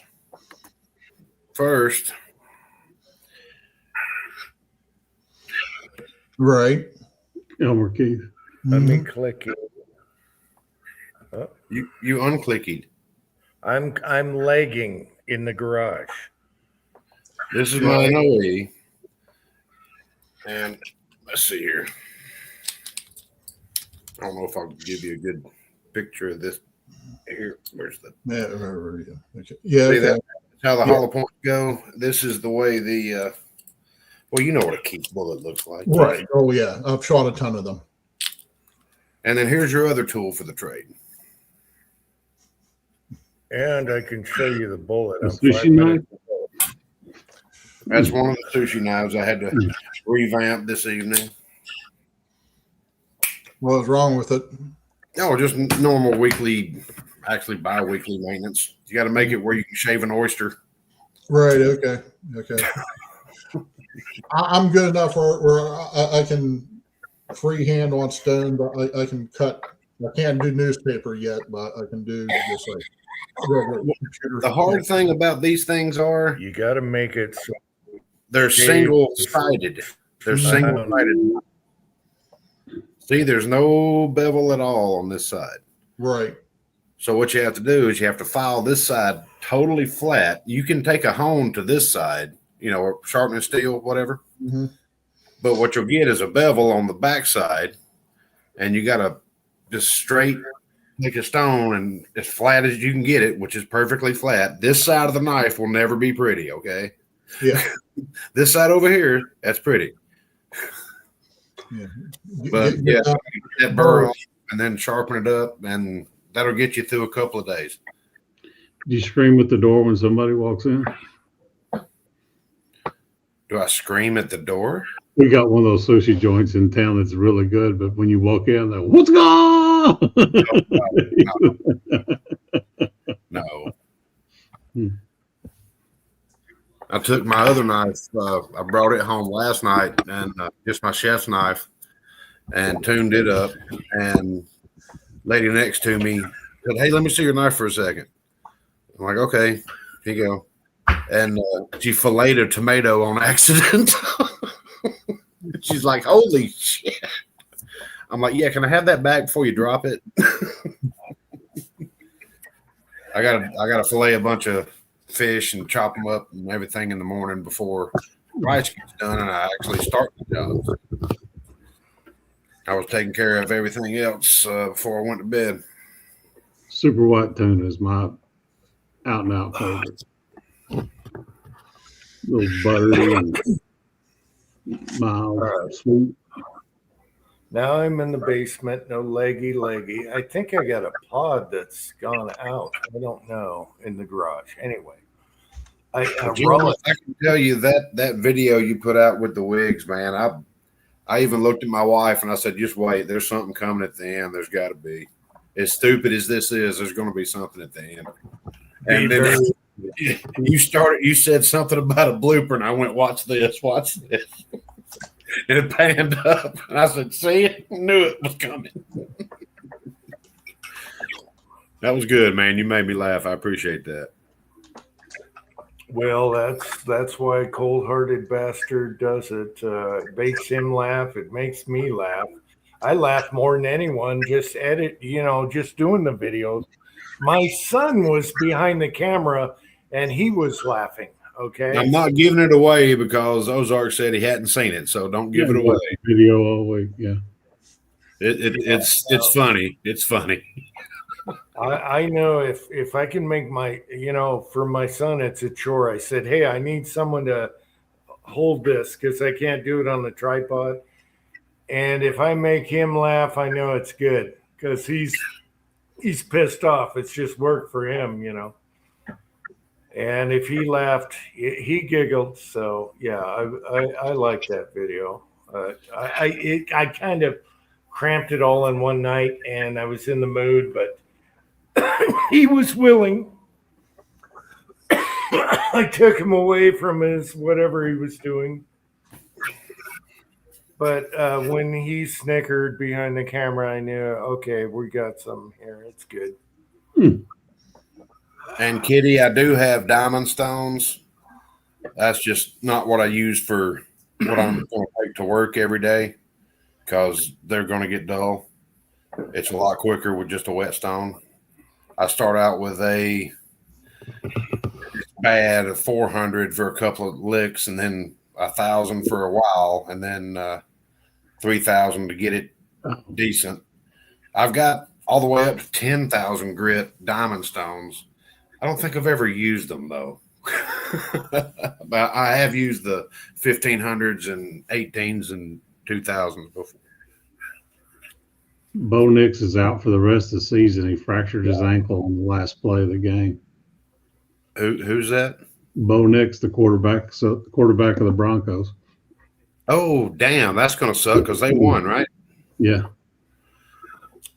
Well, the Buffalo defense lost. Let's put it that way. It's all about defense in the playoffs and the Super Bowl. You got to have defense. I got my good old Vegas losing his mind right now, man. He's a huge Buffalo. Talk about sharpening. My son just got a new contract, kind of. There was a shop that opened locally for quilting and sewing and everything. And my wife's friend said, "Hey, let's go check out this quilting store and everything." And then they needed someone who could sharpen scissors as a service, do a service sharpening scissors for all these customers. And so she asked my son, he said, okay, I'll come down. I'll show some scissors and everything. Anyway, now he's got and he's a legit business, taxpayer business. And now he's got a contract with this company just like that. He went down, showed him everything. And then they said, okay, what about the price? He gave them the price and they said, that's exactly what we were thinking. And boom, now he's going to sharpen scissors for all these. Well, yeah, this is essentially a scissor blade, because scissors are flat on one side and then you have the edge over here. Like you can run your finger this way and it's not that sharp. You run your finger this way, it'll take off your fingerprints. So anyway, he's got a whole new different clientele. And they say they're going to have a lot of them, so he's going to be busy. It's awesome. Yeah.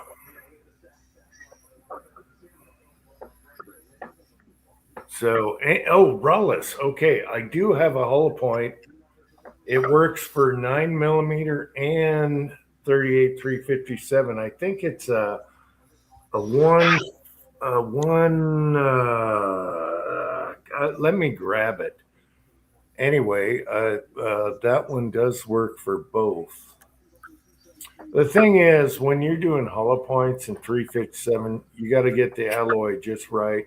You'll fragment, which could be cool, or you mushroom with super soft lead. But if you're running Magnum that speed, it kind of defeats the yeah. So I can go check that out. I forget what mold it is. It might be an NOE I got from Jerry or something.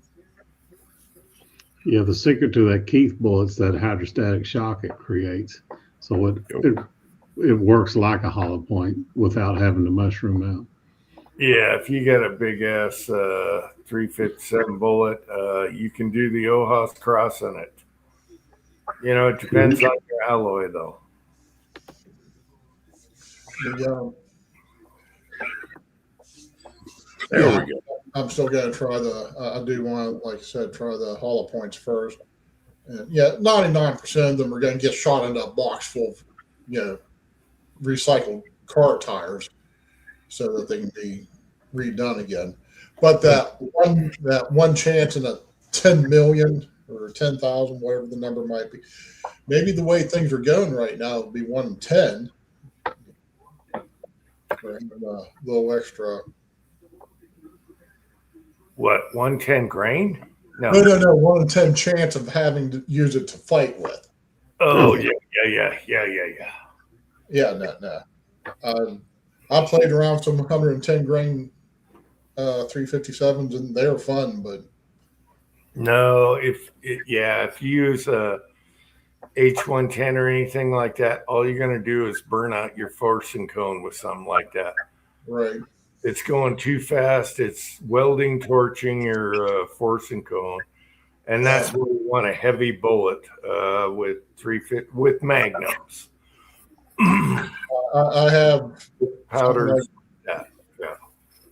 It's either 18 or 20. I think it's only 18 pounds of 2400 right now. So I don't think I need to play with anything else at the moment. And about a half dozen pounds of 4227. I love 4227. And then and there's supposed to be the TMC that was originally designed for the 22 TMC that Rock Island has. They're starting to develop 357 Magnum loads using that one too. So, and I have about 5 or 6 pounds of that. But most of them are for your little bit lighter, like your 135s, 125s.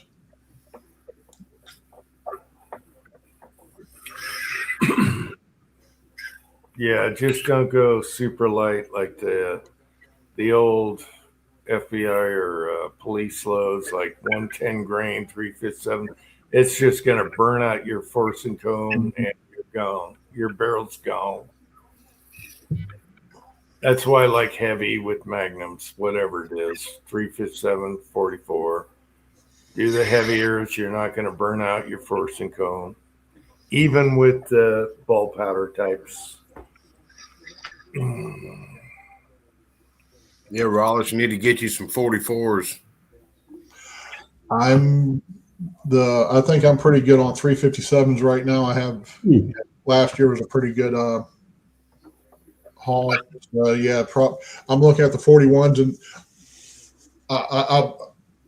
I'm hoping that they come out with a 41 mountain gun again. They did a few, I don't know, 15, 20 years ago. They did a run of them. If they had a 41 Magnum in the mountain gun configuration, I'd go down to the bank and borrow the money and just get it today. Now they have a bunch of mountain guns in different caliber, in all the other calibers, but nothing in a 41 mag yet. Ruger brought back the 41 mag.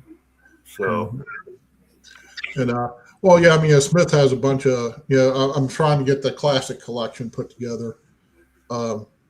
Yeah, and as far as like 44 Magnums go, I mean, it's cheaper to buy new than go to the pawn shops. But I mean, every pawn shop around here has a dozen, especially 629s laying, in the counters. I saw where Smith came out with a new, I can't remember the numbers on it, but it's either a new one or they reintroduced it. It was a 6 something, I think. They were bringing it back or something like that. Probably the 657 if it's in 41. I have no clue. I didn't look that deep into it. I'm not in the market right now for another damn gun. I know that's a bad thing to say. Just not. I've got 15 I haven't shot. Yeah, there's just certain things I want in the collection.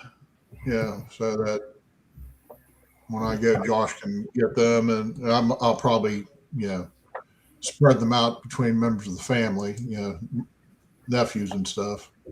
Right. But the best part right now is they've gotten rid of the friggin' hole. So West Covina has made his appearance. now, what was that? the problem is, if you look at the hammer and guts, they're still not like the old ones. Okay, you can tell they're MIM pressed. Well, I mean, those. Yeah, Those are not gonna. I mean, it costs $3,000 to have a fully machined. See, and that the 686 plus mountain gun looks gorgeous, also. But nobody's gonna pay $3,000 for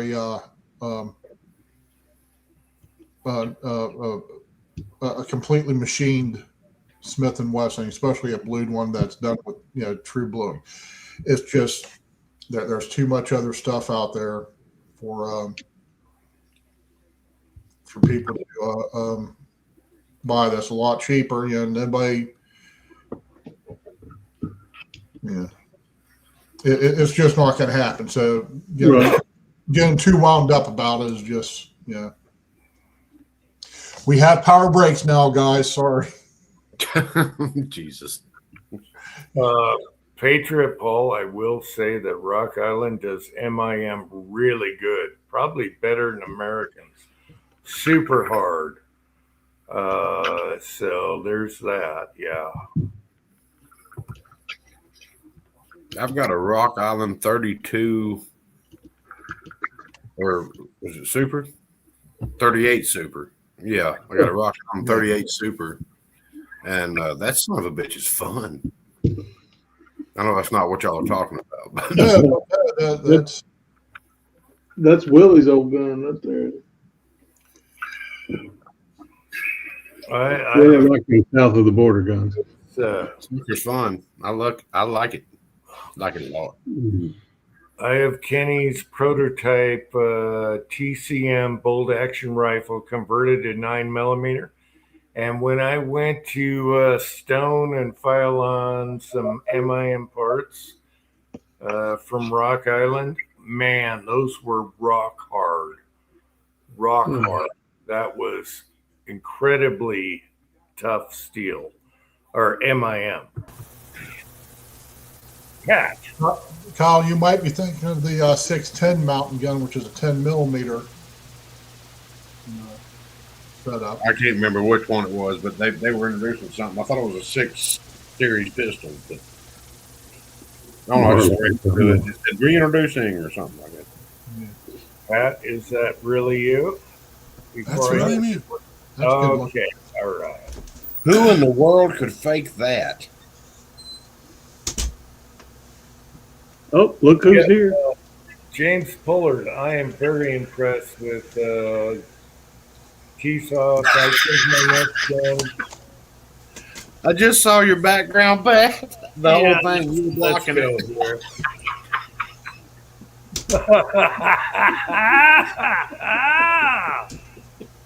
Oh, America. Yeah, you were blocking it, brother. I couldn't see it.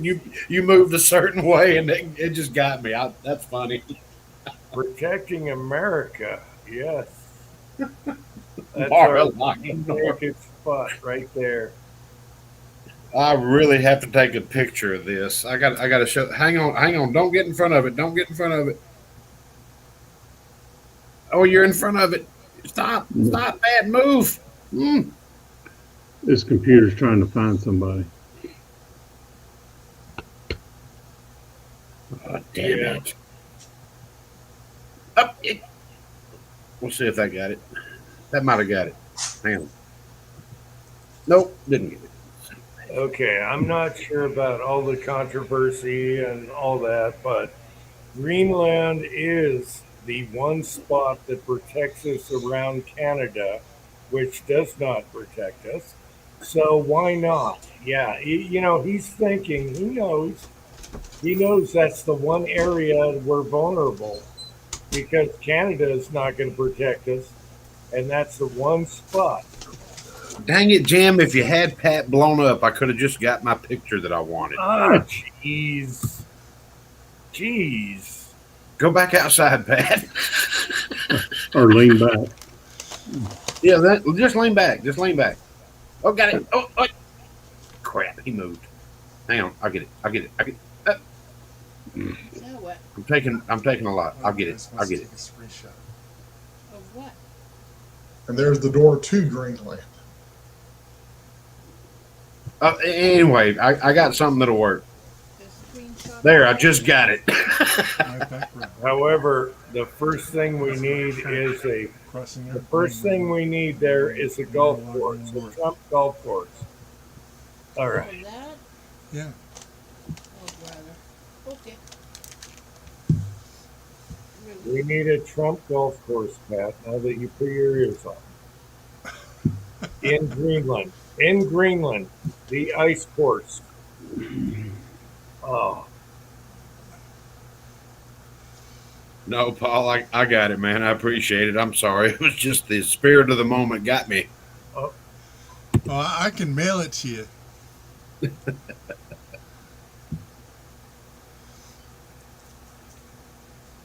That's what Paul was saying. I can email you some pics of it. It's been on the internet all day. Mm-hmm. Well, I've been at work all day and sharpening knives all night, so.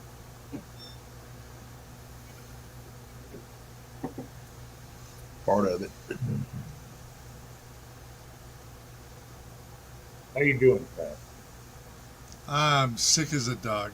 But not really Oh. sick. I got like inner ear infection or something going on. I can't hardly walk straight. I look like the village drunk. Your Librium's not equal. Yep. Gotcha.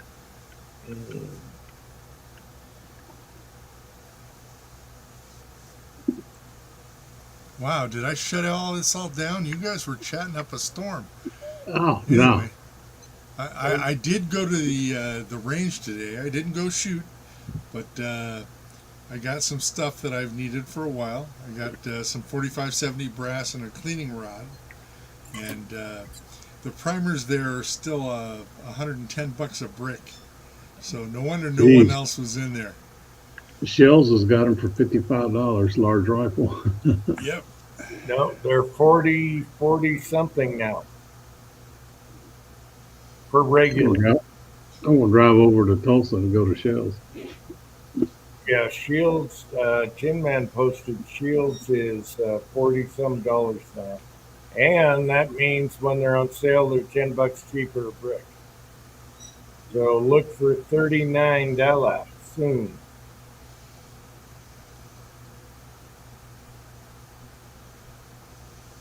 Anyway, Pat, hilarious.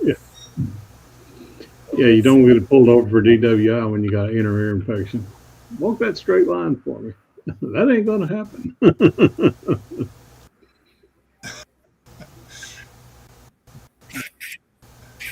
Yeah, I'm afraid of falling headfirst in the toilet right now.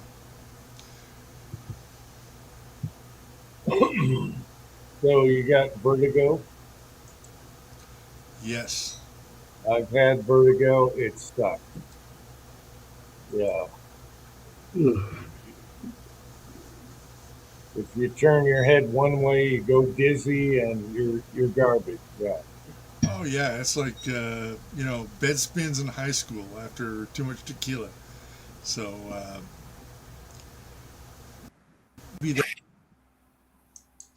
that's the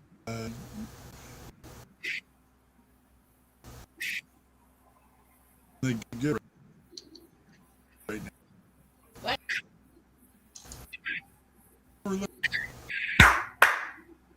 Sacked his ass. Sacked his ass. Yes, defense. Finally, some defense. I Anyway, hear the sorry. bird buzzing. I hear the bird buzzing. Ooh, defense. Finally. Oh, finally, some defense. Anyway.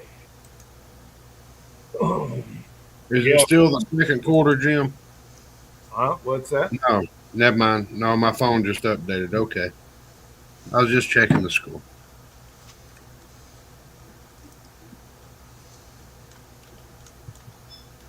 Yeah, I don't know about this Greenland thing. He's gone all over the place, but we do need that area. That's the one thing protecting us from Canada. It surrounds Canada where we can call the shots. Yeah. I'm not really, no offense, hobbies. I'm not too worried about Canada invading us. KR4 is asking, what is all this about? It's just a live chat. Just guys talking, that's it.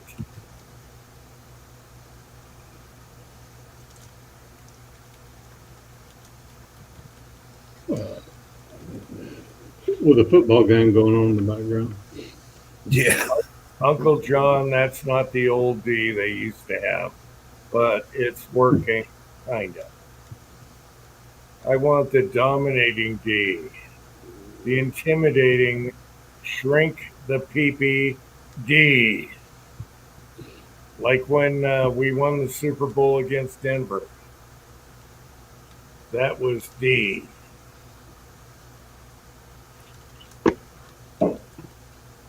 Anyway. It's like the old joke about the U.S. paratrooper that returns back to France after 40 years after World War II and gets harassed about his passport. You ever been here before? Yeah.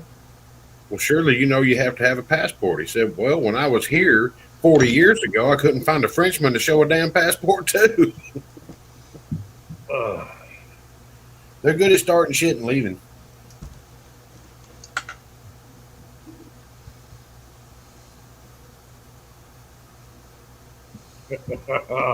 Hobbies, it'll be okay. You gotta get over one Providence. Just move to one Providence and you'll be okay. Hey, hobbies, we'll circle back to that, okay? Yeah. Move to Alberta. It will happen faster. Yeah. One more Providence. Yeah. Get back to he used to live there. So yeah. We'll have to circle back to that. I just want Go. Full Jan Saki up in here. We'll circle back. Get on your rickshaw and get back over there. Yeah. Because they might have independence, baby. We don't need another state on our flag, but if they had independence, that would be awesome. They'd be great people to trade with and awesome. They get their rights back, their guns back, everything. Do it. Get her done. Yeah. I think the flag is perfect with 50. Don't you guys agree? I think it's perfect. Yeah, 50 states is perfect number. We don't need more. However, we can help our good neighbors, do their own thing and trade with them. And boy, do they have resources. Everything. See the price of lumber go back down. A lot. I can't believe the price of a damn two before. I mean, they were 14 cents when I was growing up. Now they're $14. If you could get Washington and Oregon to quit thinking spotted owl and whatever comes next, they got all the lumber in the world. If you've ever lived in Washington and went to all the forest areas, There's a lot of trees. it's abundant forever. You can regrow as you cut. You regrow. I was about to say, it's kind of like the Amazon. You start at one end and replant as you go, and by the time you get to the other end, you can start all over again. It's like They grow all farming. that yellow pine in Arkansas. I get it. It's just like farming corn. You can grow it while you're planting more, and it will never end, ever, never. You won't get those, 10-foot circumference trees anymore, but you got a crop. Yeah, the leftists want D.C. and Puerto Rico because they want more Senate seats. Yeah, they want the Senate seats. Because I can promise you, you'll never see a Republican senator from D.C. and you'll never see one from Puerto Rico either.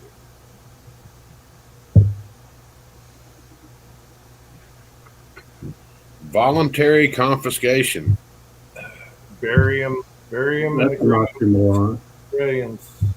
I You know might pay for it.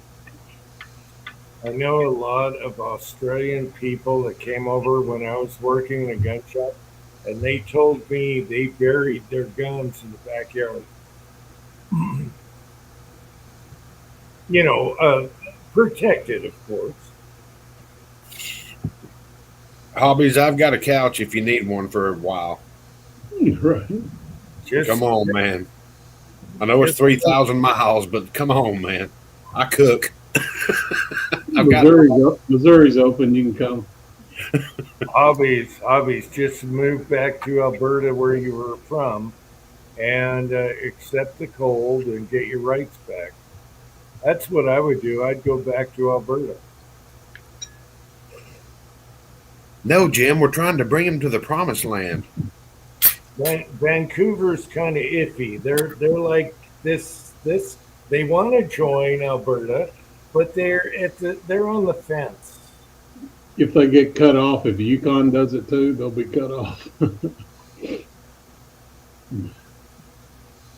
Yeah, I'd definitely move over one provinces. And, Province? province. Thank you. Province. Words. What is that? Son of province? Ooh, Hawks, go Hawks. Hawks. Who was that? Number 11. All right. I shall name you Hobbies, son of Province. Province mover. Oh, Yeah. jeez. Oh, Pat, you volunteered for this. Remember it. Yep. Yeah, I can't shake my head too hard here, though. Forgive me. Right. Hell, you started all this shit, dude. I know we were talking reloading, like while I was getting my camera set up and my earphones on. All of a sudden, it's politics. Yeah, and it's all my fault. It is. It's all your fault. I can't Well, remember let's who it was. Rollick was talking about 41 Magnum. I can't remember who used to just love 41 Magnum, or probably still does, but he's talking about their 41 Magnums all the time. Was it an old Georgia shooting, Kyle? Somebody in that group Walter? that does 41 Magnum? Walter Bunning? Walter. Viejo? Mm-hmm. He loves 41 Magnum. He's got like 20 of them. I'm exaggerating, but he loves it. Yeah, Walter also has a bunch of casting videos of, especially the Wad wad cutters. the weight, yeah, the weight cutters, wad cutters. He probably has 2 or 3 that he just put up recently. So He loves them wad cutters too. Yeah. Yep. That's good He old could- Walter.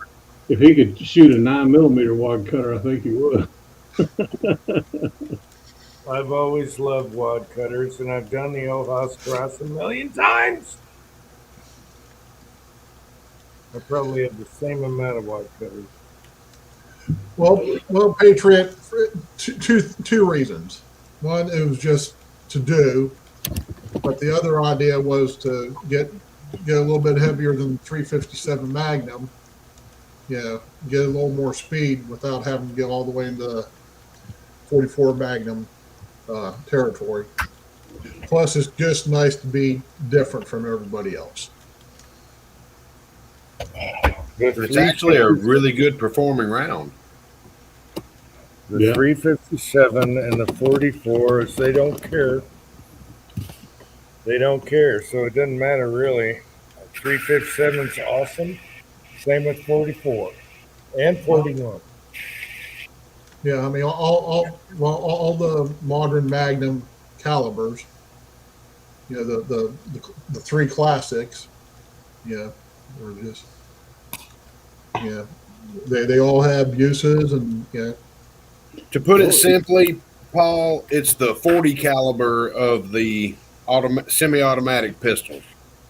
It's not 9mm. It's not 45. It's right in the middle. I mean, is that a fair statement? pretty much. Yeah, yeah, hobbies need to do it that way. Paul, the 41 Magnum had less recoil than the 44, and they were both really good. The 41 Magnum's actually really accurate, and it died because of the 44 Magnum. And now it's back, but that's what killed it. Kind of like 40 killed the 10 for a while, but not really. Yeah. Well, the 44 was on its way out the door until the Dirty Harry moved. Right. I mean, they were barely making any of them. They had lost money on them from production, and then here came Dirty Harry, and then all of a sudden they couldn't make enough of them. Yeah, now I got 3 up. I do like However, that 44 the gun. gun cuts. However, there were a lot of returns on 44 mags because people couldn't handle it. Right. So there was a lot of guns on sale used because of 44 mag. But now people, now you got Ruger, heavier gun, can handle it, easy to shoot. He was using the Smith, which is designed for a 357, the end frame.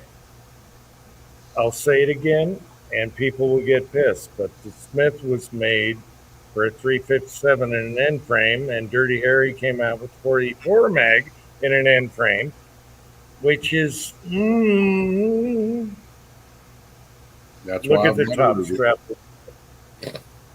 Just look at the top strap alone between the two, and you'll know what I'm talking about.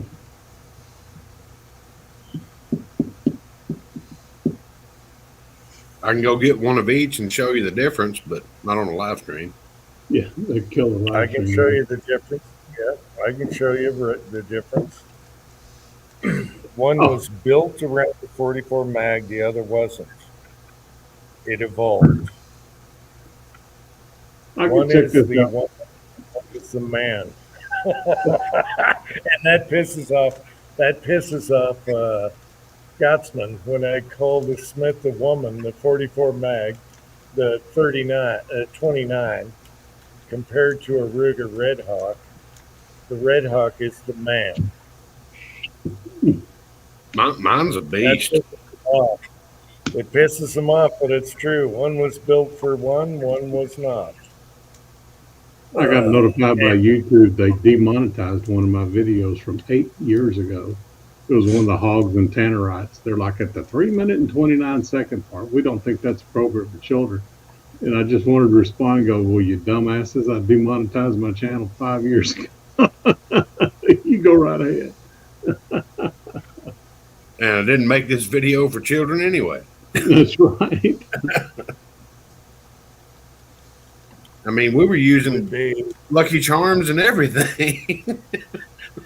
It was the video from when Johnny's reloading bench came down and hunted, and we blew about a 4-foot hole in the ground with 13 Oh, I know. pounds of tannerite. Yeah, you sent a 400-pound hog 60 feet in the air. We turned it into pink mist. Yeah. A stinking pink mist. Hey, look, free sausage. Just go scoop it up. Yeah. Y'all go on down there and show me what it looks like. Take a picture.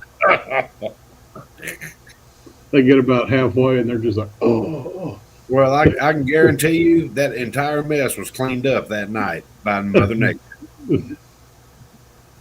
They don't need pepper spray. They, for these libtards, just get some hog gut spray, hog shit, start spraying on them. Well, I mean, hell, with it being 10 degrees and shit up there, just bring back the old-fashioned water cannons. They'll Right? go home. Trust me, they'll go home. First of all, they need to figure out what they're protesting because none of them dumbasses know. They're blowing whistles and barking like dogs. What they're doing is they're creating a paid. distraction against what's actually going on that they don't want publicized. The funny one was the video of the ICE agents. They got on a roundabout and they just kept going round and round and round. All the libtards were following them like a train. That is funny. That is funny. That's classic Call of Duty tactics. I've heard a lot of people talk bad about ICE agents, but I've never heard anybody call that one guy a bad shot. Nope. I'm sorry if that hit somebody in the fields, but When you're trying to kill somebody with your car and you take one in the face, stupid games, stupid prizes. yep. Sorry. FAFO. And that was very prudent marksmanship. I can tell you that. Yeah. Somebody's trying to run me over. I might not be as lucky. Well, she wasn't exactly a small target. And there's that. She did look like she was Well, about my size. Patriot Poll is right. Some of them admitted on camera they made 80 grand a year protesting. Yeah. Sign me up. Yeah. I just know when not to go stupid. Just be like, no, bad, no. No, bad, no. No, You bad. suck. Where's my check? You Yeah. suck. Oh, my check's not in the bank account? No, bad, no. No, bad, no. No.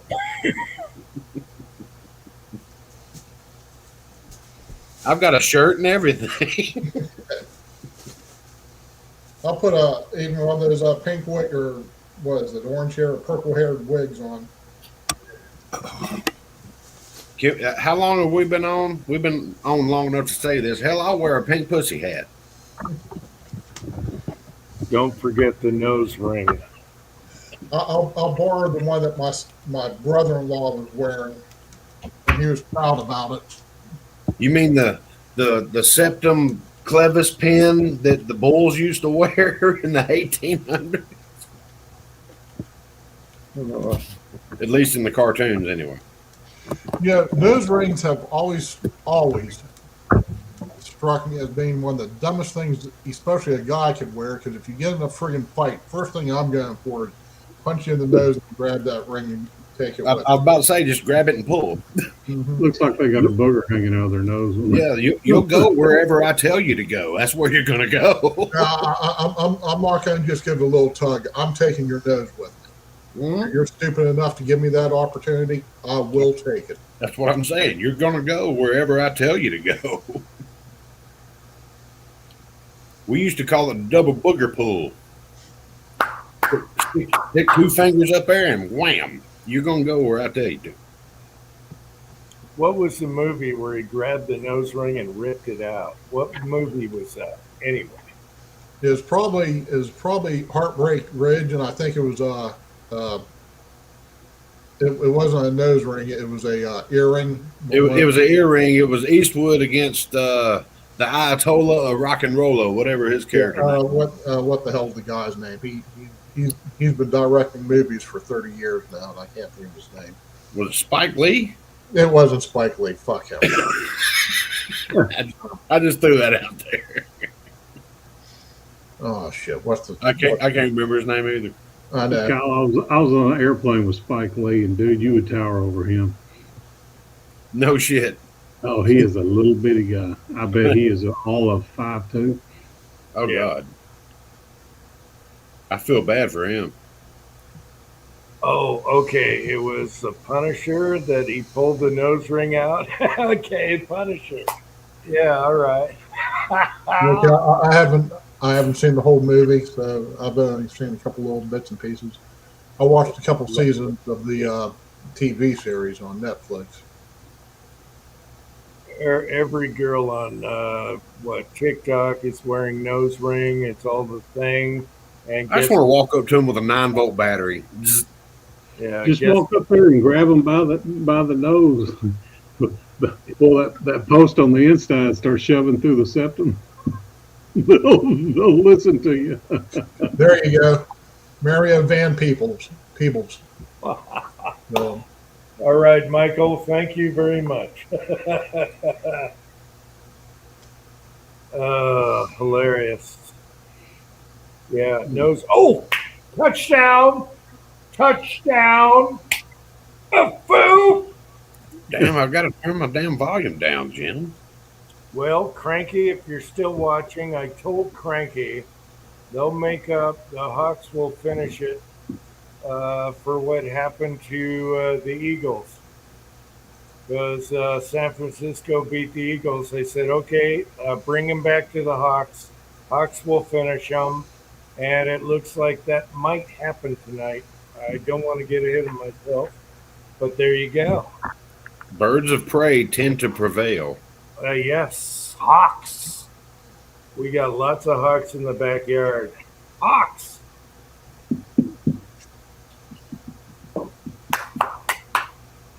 $34-6 if anyone's interested.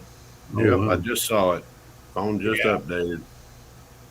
Talk about, wearing your man pants tonight. Thank you, Hawks. Even though I'm not affiliated with them anymore, we do have a history. And I got to find that Super Bowl ring. Damn it. Anyway. Well, gentlemen, I will call it a night. I'm just sitting here yawning and not talking much. So I'm going to crawl my ass in the bed. All right. Yeah, I ain't far behind you, brother. Give, Yeah. All right, give Twisted Swains a hug for me, okay? will do. Will do. She's in there with cats piled up on her right now, probably. All right. Give her a hug for me, Ozark. All right, we'll do. Love you guys. Good Yeah. night, brother. Love Good you, night, man. Ozark. Thanks for coming on, bud. Oh, okay. What else we talk about? Oh, I I was had gonna grab a mold. Anyway.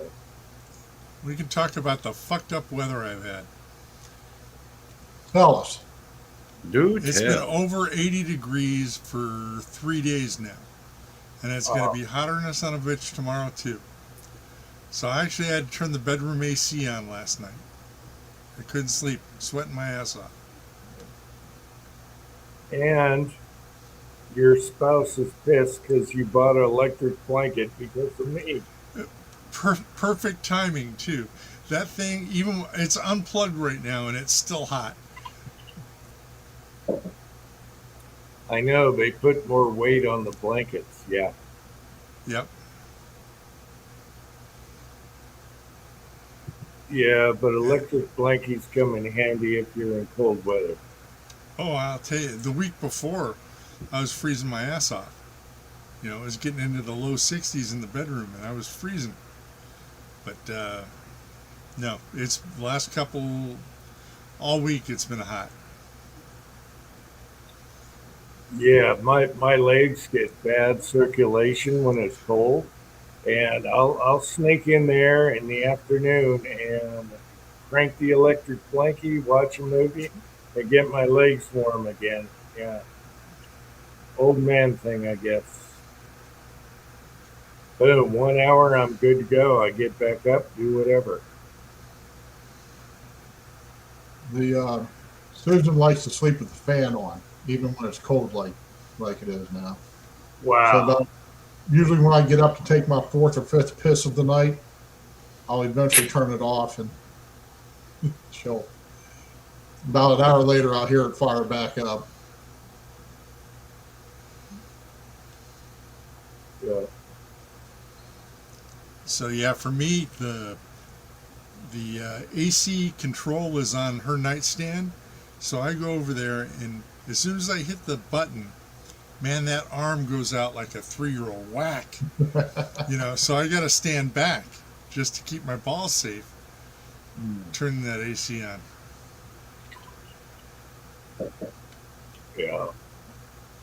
Well, for those that live in really cold country or you got bad circulation, electric blanket is very handy. I'll tell you that. I can't live without one anymore. So, Oh, I'm really happy with what I got. It's black. I mean, it's cold black. And if you throw the remote control upside down so the buttons don't show out of the blanket, boy, she's night blind. Can't fucking find it. It'll be right in front of her. She can't fucking see it. Yep. yeah. Just for that, it's worth it, Jim. Now she's pissed off. She's pissed. No, she's come around a little bit. She's in a better mood the last 2-3 days, but tonight, not so much. I made her watch a Trump video. Not the biggest fan, huh? No, that's the thing. You see, back in, I don't know, 2016, I was, what's his name? The senator from Texas. That's who I wanted. And she was Trump. And then when he got blown out of the primary, it's like, okay, I'll have to go with Trump. She's always been the Trump rah-rah person in the relationship, but she's been going to a communist hairdresser lately. And Right. the two of them are talking about immigration and stuff, and all of a sudden, she's turned on Trump.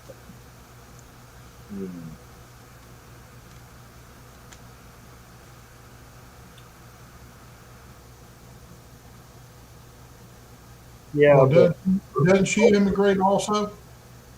Is he what? Didn't she immigrate and didn't she? Oh, she's got her permanent residence, and she won't get her citizenship because she doesn't want jury duty. But Okay, but the point is, she's here legally. She did it the right way, right? yeah, and she's been, like the rest of us about immigration, only more so.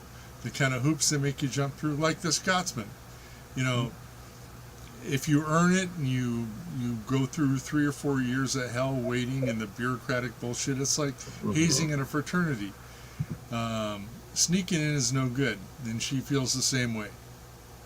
Yeah, so I mean, yeah, it seems like she should be, and she should be, and it sounds like she is, but she's having to deal with this Tommy now. Yeah, hopefully, she'll. I don't know. Well, it's that and how the press is portraying it. So here in LA, like the local news is really, really one-sided. Like, Really, in L.A. Oh, yeah. You turn the radio on and it's like rah rah to the protesters fighting ICE. Defend your help people defend themselves against the evil ICE is the party line you'll hear on regular news in LA. So we're being invaded by an evil federal Nazi regime right now is the party line on mainstream news. Yeah, see, normally at night I'll listen to KFI for the Coast to Coast AM because then they do the replay. So if I miss the first 3 hours, anything in the first 3 hours, I can go ahead and pick it up. So, but yeah, as soon as the news comes on, I just mute it. It's kind of neat to hear the other side. Used to be I'd put CNN on for about a half hour to just get the other side, but our local radio news, traffic and weather and that sort of thing, is all lefty. I mean, Right. they sound nice. They sound like your intelligent college professor newsreader types, but it's all the same shit. You never hear about how they still haven't built any houses in Malibu. Right. It's been a year and a half, and how nobody says shit about Karen Bass and how crooked she is as the mayor of LA. None of that. This place is so twisted they got to screw their pants on in the morning, and nobody talks about all the corruption that goes on and all the money that's getting handed off and how nothing gets done. Nobody says anything about how our high-speed rail, they want another $11 billion to start that. And it's been 25 years. I was just going to say they've been trying to start it for for a long time. I don't know. Oh yeah, the people who pocketed the money, they're already retired now, gone home, and they're kind of snickering in the background. Now you just got the bag holders that can't get anything done because the money's already been siphoned off. They want another $11 billion. It was already $9 billion over budget. Oh yeah. Yeah, I don't think we've got a mile of track laid yet. Right. So they built a couple of bridges, bridges to nowhere. I don't think they're ever going to do it. Nowhere, yeah. It's like I said, the money's already gone.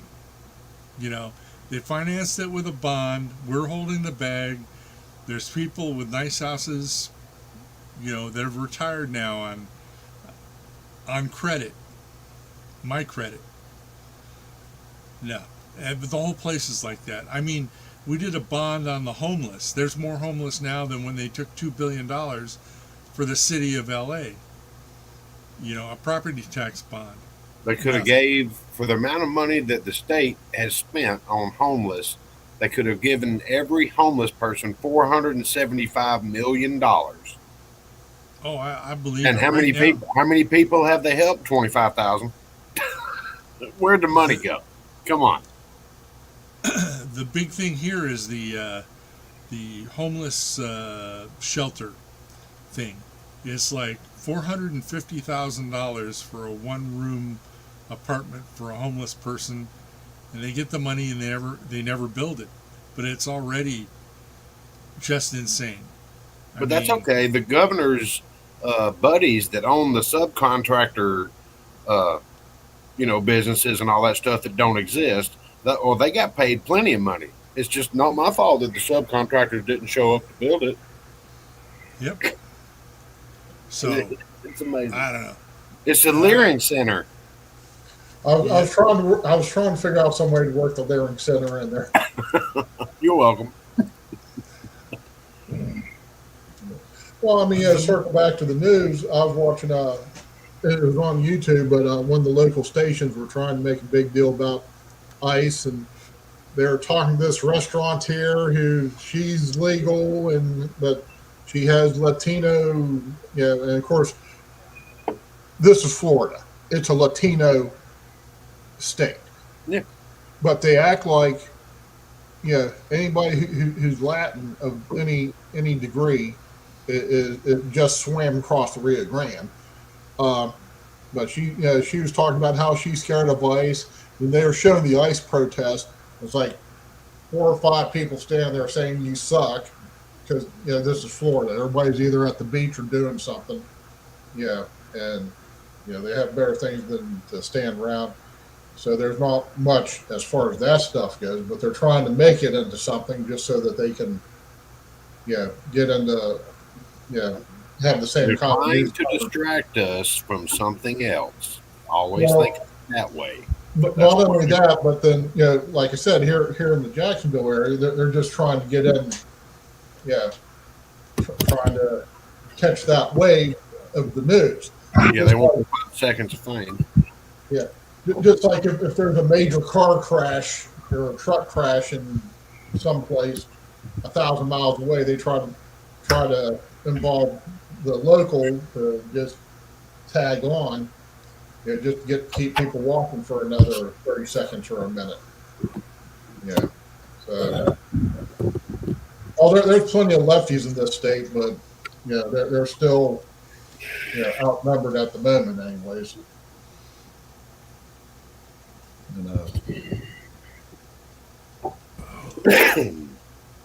Guys, I'm gonna hang it up.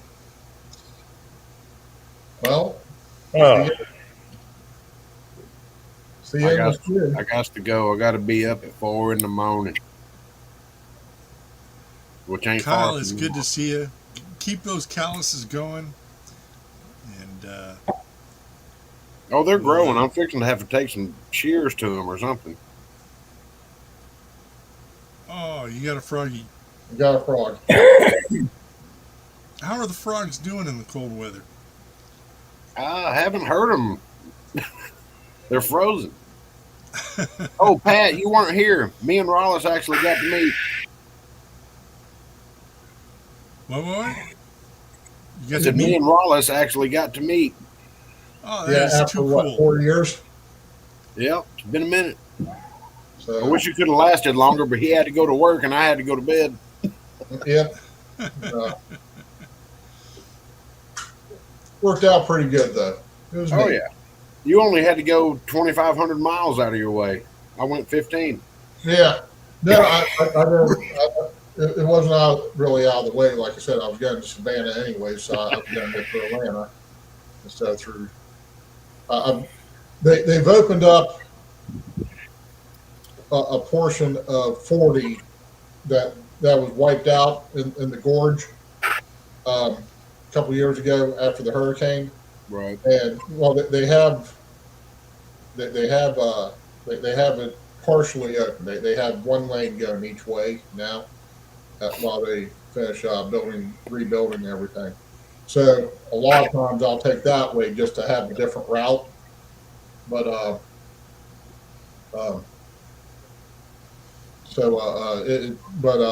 no, wait a minute. I was coming from Tennessee. I was coming from Lenore. Fairmont or something. Yeah, Verona. I'm sorry. So yeah, I was coming down 75 anyway, so I was going to get right through there anyway. So I didn't even go out of the way. I like stopping at that QT since they rebuilt it. Yeah, and they have a halfway decent brisket. There's some barbecue in there. I think it's brisket. Anyways, Yeah, it was cool to meet you, man. It's nice Yeah. to shake your hand. yeah, I enjoyed it, and hopefully we can meet up again. Like I said, we need to do a raid on Uncle Jim when he's not expecting to just like show up one day. I don't know if that's a good idea. Oh, it'd be fun because he'd be so. Yeah, We'd have to show up fully stocked. not now. just to be honest, I'd like to sit on your No, you hillside. don't show up on a. I'd like to. Well, we'll call you from the bottom of the hill. Yeah, I think we're safe. Jim doesn't have a backhoe attachment for his tractor yet. But So you're saying he can't dig the hole? Okay, got it. Yeah. I want to sit on his on in his driveway and look out over that western sky and with the telescopes out. No doubt. Yeah, At 2 o'clock in the morning. yeah, exactly. I miss that about living Yeah. in the desert. What? Get away from everything. It's great. Pat, I have a backhoe attachment. It digs a grave real quick. All right. I always figured the smartest way just leave the body sit out there and let the crows and mice eat it. Throw it down there in one of your haulers. Yeah. Then about 3.5 weeks later, go down there and gather up the bones and do what you need to do. Never mind, we shouldn't be talking about this. Yeah. He just run doesn't. He the doesn't have a grinder. container. He needs a container to drag over the grave. You know.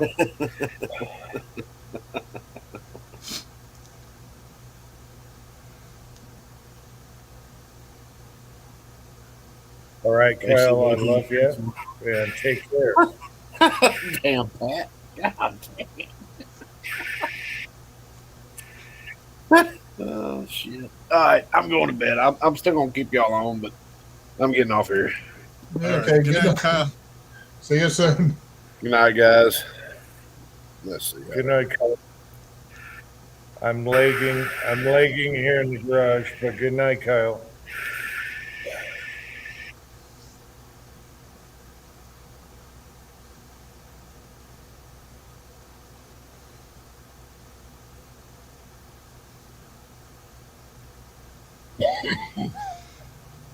Yeah, like I said, they've had some activity down here, but the protesters, like I said, I think the news station just hired them to stand out there so they can have a story. Well, I remember when we had, back when I was 20, we had this big earthquake, and it took out the building catty corner from where I work. The whole facade fell into this street. Windows broken everywhere, and it was nasty. But it was only like about 10 square blocks. I lived about a half mile away from there, and I lost my chimney, but that was it. And you look on the news, and it was like, holy moly, the entire state of California was slipping into the ocean. Yeah, So you can tell that it's just two street corners worth of protest. It's not, all of Minneapolis or anything.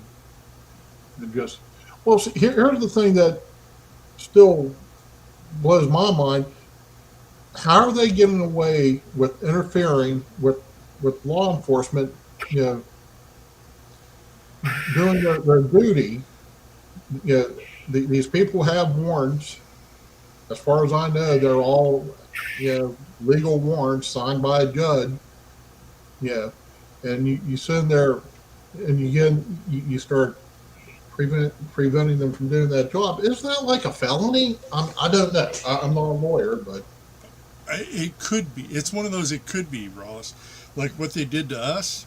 They, if you looked like somebody who was in the Capitol, they would, no knock you at 3 a.m. and kill your dogs. And we could do that. But these people like to be martyrs. I think it's better that they're out in the street at 2 a.m. and minus 11 degrees with tear gas. And well, I mean, at least they're at least gassing them or doing something. I mean, it's just, and I'm certain ICE is trolling them now as much as anything. Like you said, the roundabout. I didn't see that one, but that sounds like a neat way to do it. Well, I mean, this is. If they're sitting there trying to do it, trying to serve a warrant, actually do it, and they're being, people need to sit in jail for a while, if nothing else. Even if they don't get charged or anything, just throw them in there, and the judge says, "Get home," some shit like that. I don't know. But the other thing is, we won the last election because of how off the wall these people got, and I think, we're just letting them do their thing. It's not like they're hurting anybody other than themselves doing Right. it. You know, so they look crazy, and I think it's just fine to let them look crazy. And we're not going to convince anybody who's marching to vote for Trump. Well, Ain't going to happen. and you're right about that. But my big thing is, yeah, what if they're going after somebody who's really bad and needs to be gone, and they're preventing that from happening? And Well, yeah, but I think they're doing just fine on the really nasties, and the pace is okay. You know, the next phase is not getting rid of the people who are in jail, but getting rid of all of them. And so I think that'll happen after the midterms. yeah, And I'll scream bloody murder at that, you know, about the poor housewife who's been here for 30 years. Nah, afuera. Time to go. hmm So should have done And something. that- Hired a lawyer. Well, see, that's like one of the places where I go to, um, where I deliver up in well, this is Lenore, Tennessee. Anyways, large Latino workforce up in this particular plant I go to, and the one chick in charge of the laboratory, she comes out and gets the samples for before we start pumping the material in. Anyways, she and I were talking. She's like, "Yeah, I'm taking the next about 3 weeks off." She's like, "I have to take my people, some of my family members back down to Mexico before they get deployed, so that they can self-deport, and that way they can re-immigrate in." So she's there, I mean, she's there. I'm a, she's there. I'm naturalized and everything, but I got a couple members that need to go back, and she got that taken care of right after the election because they knew what the writing on the wall was, and so it was cool. Do that, and get them legal. It's the once you get here and they don't want to, do what needs to be done.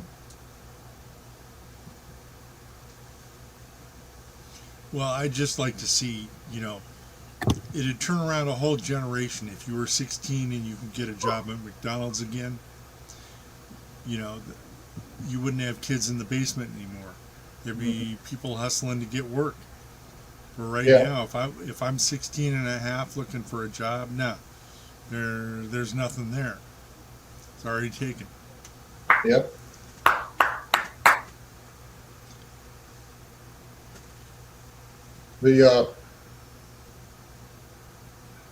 I was at the West Virginia Turnpike at one of the service plazas. I walk in and I make my order. I'm trying, and the girl just couldn't understand me. And so an American girl comes up, and she's there. Yeah, we have a bunch of exchange students here working. And this exchange student was probably about a year younger than I was. Like, oh, okay. Well, I don't know. About the most racist thing I could say right now is me and Sylvia go to Costco, I get my 2 chickens. And when it's time to check out at Costco, nobody speaks English there. I mean, nobody. It's really weird. You see, occasionally somebody does, but no, it turns out they're Eastern European. But Right. on the checkout, they start talking to Sylvia in Spanish at the checkout. And you think, isn't there one American in this whole store? I mean, do Right. you just presume that everybody's foreign? It's crazy out here right now. Well, it's the slave labor, is what it comes down to. Well, now, why are they shopping at Costco though? I mean, Oh, well, That's- because they got the money to do it. yeah, exactly. And it's like you don't see poor senior citizens shopping at Costco. No, you see a family of 18 shopping at Costco. Mm. You know, with living on the dole. At least they're smart enough to buy in bulk.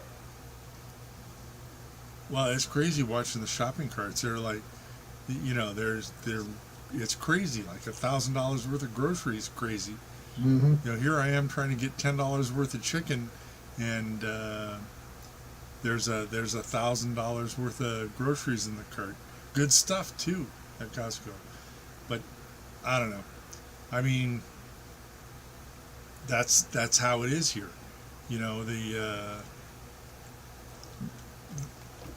I don't get it. I guess the only reason I don't see the homeless at Costco is because drugs are too expensive. Well, you got to have a membership. That's what I heard about Costco. Yep. Well, yeah, but I mean, it's just you buy the membership card, and 25 or 50, whatever the numbers are.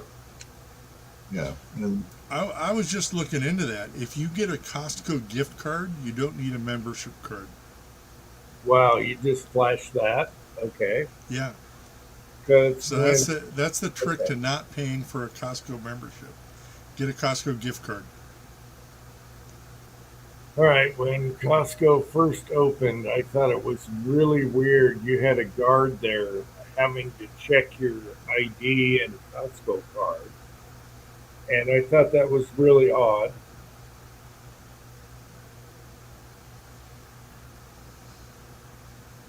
But again, I work for the family, the CEO of Costco.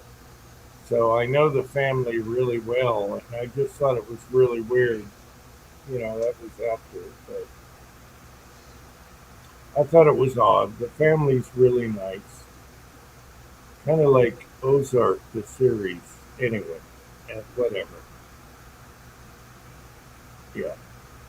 now see, we have a BJ's membership, and mainly the reason I got it was to get the gas, better gas prices. And I mean, I do shop there sometimes, but the main thing is just buying the gas. Believe me, the savings in gas more than paid for the membership. And Susan, she gets her own cards. Yeah, so it works out pretty good. We have a Costco probably an hour and 15 minutes away, hour and a half. And it's great. I mean, they have really good food that's heated, ready to go, the chicken, everything. Really good stuff. You can buy anything from golf clubs to whatever, a tent. It's really nice, but I never liked having to have a card, be a member. Right. Yeah, Kyle. If the BJ's that if your local BJ has a gas, sells gas, it'll pay for itself. And well, the amount of driving you do, it might take you a few weeks, but you'll eventually, with the savings. Because at one point I was saving like 30 cents a gallon. Yeah. Now around here, we still haven't figured it out yet. There's like good golly gosh Indians that run a couple of gas stations, and I think they're smuggling gas in from like Nevada, and so they undercut everybody, and even Costco they undercut. Right. So I just paid $4.29 a gallon for premium, and that's a good price here. Premium's going for over $5 a gallon because of Newsom, but I don't think it's coming from California.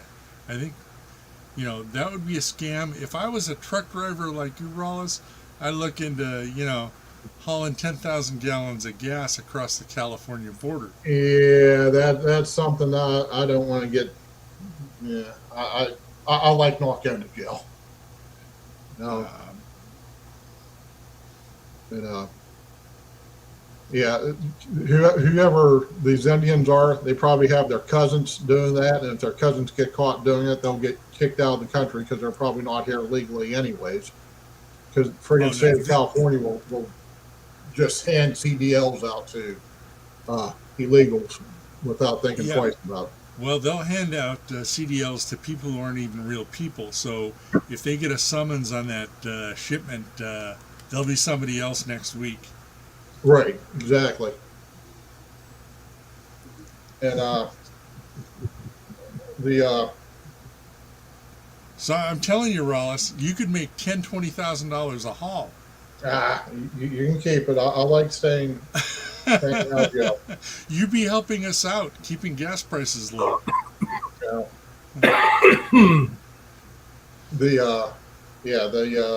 not gonna mess with them. I may still have to apply to the sheriff's office as a corrections officer or something, someday. I need to have a clean record. All right, I'll be right back, guys. Hold on, nature calls. Nature calls often when you get older. Yeah. Yeah, I understand that. And but yeah, no, Pat was just saying about the gas being like 4 something for the premium. At BJ's last time I filled up, the premium I think it was 97. They have two grades, 87 and 97 or 93, whatever. Anyways, it was like $3.03 a gallon for the premium. So and the regular was like $2.50, whatever, $2.49. So and everybody else was like $2.59, $2.69, right in there. Yeah.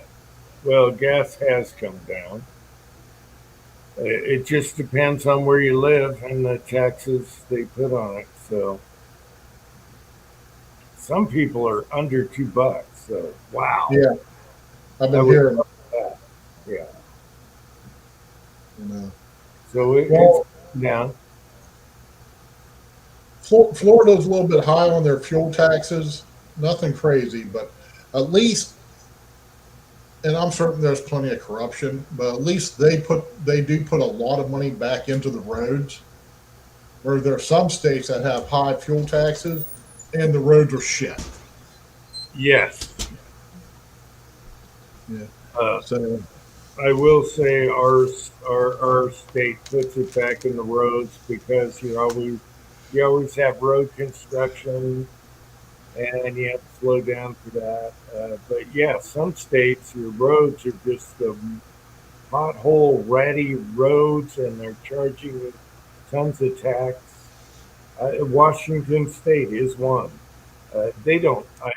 I never saw them fix a road. So yeah. Well, that's like South Carolina and I-95 in South Carolina. The first 86 miles, you will literally break your teeth. And now there's other places where they're doing all kinds of construction. But yeah, and they're finally starting to work on 95. But even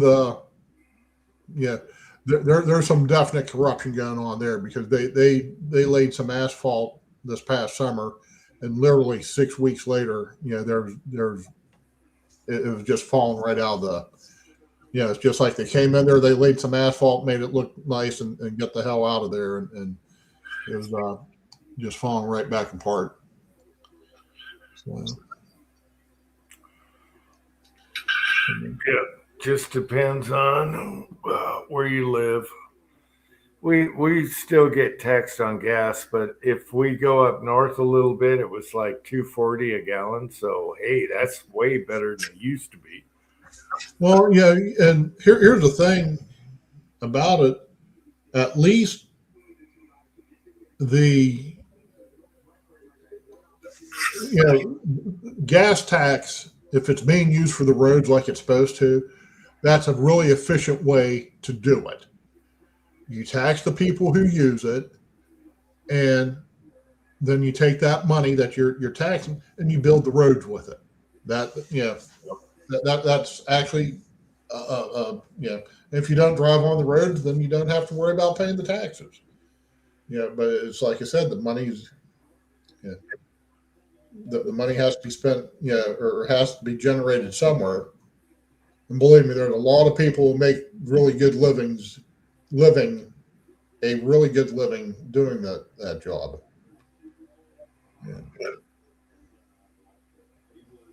Yeah. All right, Rollis, what's your latest firearm you're dealing with, playing with? Haven't really done any shooting in the last couple of weeks. Last time I went, I was just playing with the my Howa in 223 and my PSA AR-10. I've been concentrating on casting up those. I ordered 30 pounds of number 2 linemen from Roto Metals. I got those all casted up. I might try to go ahead and get them powder coated because they've been sitting now for. I've been done with that for about a week and a half, 2 weeks now.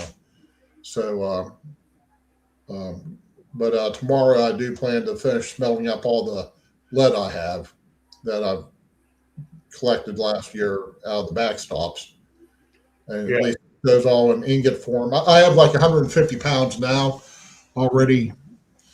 I went ahead and took a small cast iron pot and did the first melt and made cupcakes out of them, and then took the cupcakes and ran them through the Lee pot just to get that last little bit of dirt up out of there.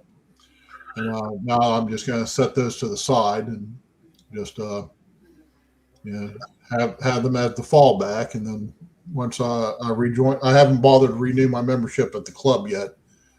But once I do that, I'll start mining their backstops again and get a couple more 5-gallon buckets and just start over. And well, if you're going 308, you want to harden it up then. Oh no, I don't use. It's all for the 357s and the 45s and the long colt and all that. Okay. Now, anybody who's interested, and I don't get any money for this, but Rocky Mountain Reloading is still selling Sierra Seconds. They're tip Match Kings in a variety of different calibers. For a pretty good price. I mean, it's about 2/3 of what the regular Match Kings cost, and I've been getting some really nice results with them. So I'm just stockpiling as many of these as I can get my hands on before they run out of them, because they're not going to get any much. They're not going to get any cheaper. Yeah, so. Match Kings are awesome. So even seconds were probably awesome. So yeah. Well, they said the biggest problem was the reason why they were considered seconds was a lot of them had broken tips. Well, of the 2,000 so far that I've bought I found one with a broken tip. And I haven't bothered to weight sort them because I'm mostly using them in the PSA right now. And it's capable of pretty good accuracy. I mean, 1.5 inches when I really do my part. But like I said, I'm just stockpiling as much as I can get my hands on. Because you can't beat a Sierra Match King. They are awesome. I've even used them for 300 blackout, which people said, "Wow, that's way too much for a subsonic." But they shoot. Last time they had a big batch of these seconds, it was just regular Sierra Match King hollow points. And I probably bought about 2,500 of those. I still have about 1,500 put back. and they just, I just haven't used them, used a lot of them, and so Yeah, James, I used to buy Nosler seconds because they had a little Nosler outlet. Before it got popular, it was dirt cheap to buy Nosler seconds. And Yeah. most of the time, they're okay. I mean, every now and then I'd get a batch that was not just the jacket discolored or scratched. It'd be, they weren't made right. But still, they were still, an inch and a half, 2 inches. Even when they were rotten, they were still good bullets. And but now I haven't found cheap bullets for a while now out of Nosler. I used to get 45-70 bullets for my 458 SOCOM for 20 cents each, and they're usually like almost a buck a piece because they're so heavy. But no seconds for me except for American Reloading. You ever try those guys? I don't think so, not yet. Okay, try American Reloading.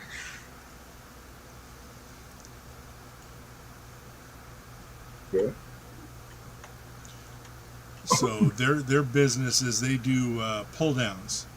So they'll get factory ammo that's timed out or the lot ain't right or something, and they pull it down and scrap it. But the projectiles they'll sell you, and I got lots of good stuff. Spear gold dots, for real cheap.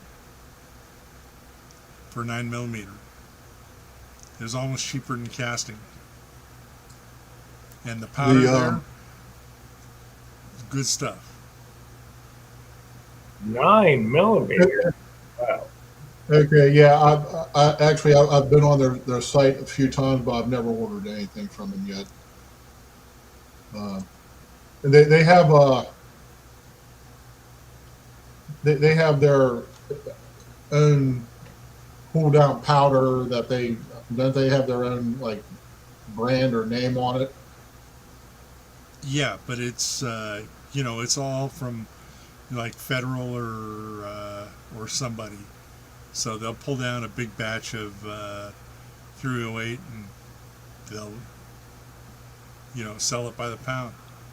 Right, the Midwest Powders is Yeah. and So honest, I've never used their powder. Kyle has, but Okay. but for projectiles, pretty good deal. And if they happen to have your size of brass that's a little off the beaten path, good deal on Bizarro brass. the that's all that stuff's out of stock. Yeah, because I was looking at some of their powders, and it just, at least at the time, they didn't have any kind of loading information about it, or even what it was, or yeah.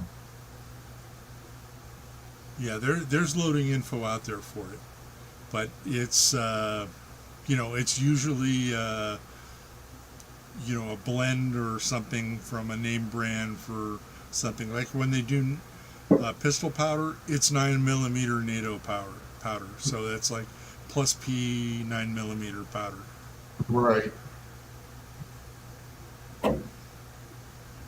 Yeah, here's something for they're showing a MP667-1 300 Win Mag, and they do have a load suggestion That's good. for it, but I'd just like to have a little something more than that. So, anyways, but yeah, I've never ordered from them, but I am familiar with the company. Yep, I did really good on Really? Tonight?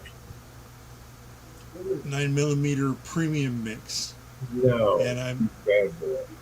it's the same with when they have it. If you get pull down 45 ACP projectiles, good stuff. Hollow points for the price of Full Metal Jacket. Oh hell. Now the fun part is, my little woman likes to sort M&Ms.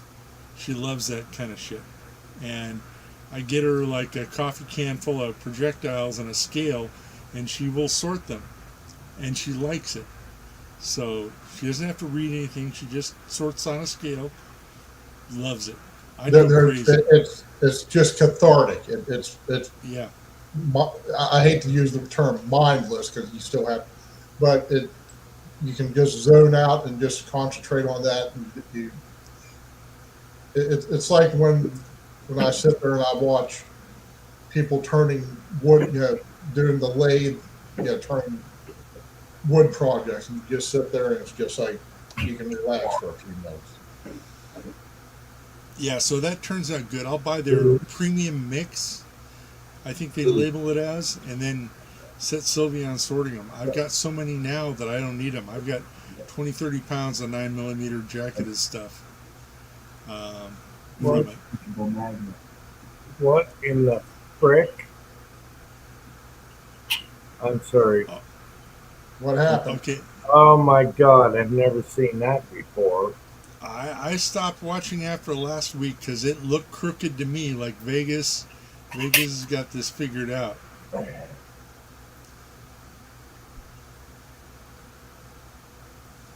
I'm sorry, guys. My son is distracting me. Oh my God. Now, all right.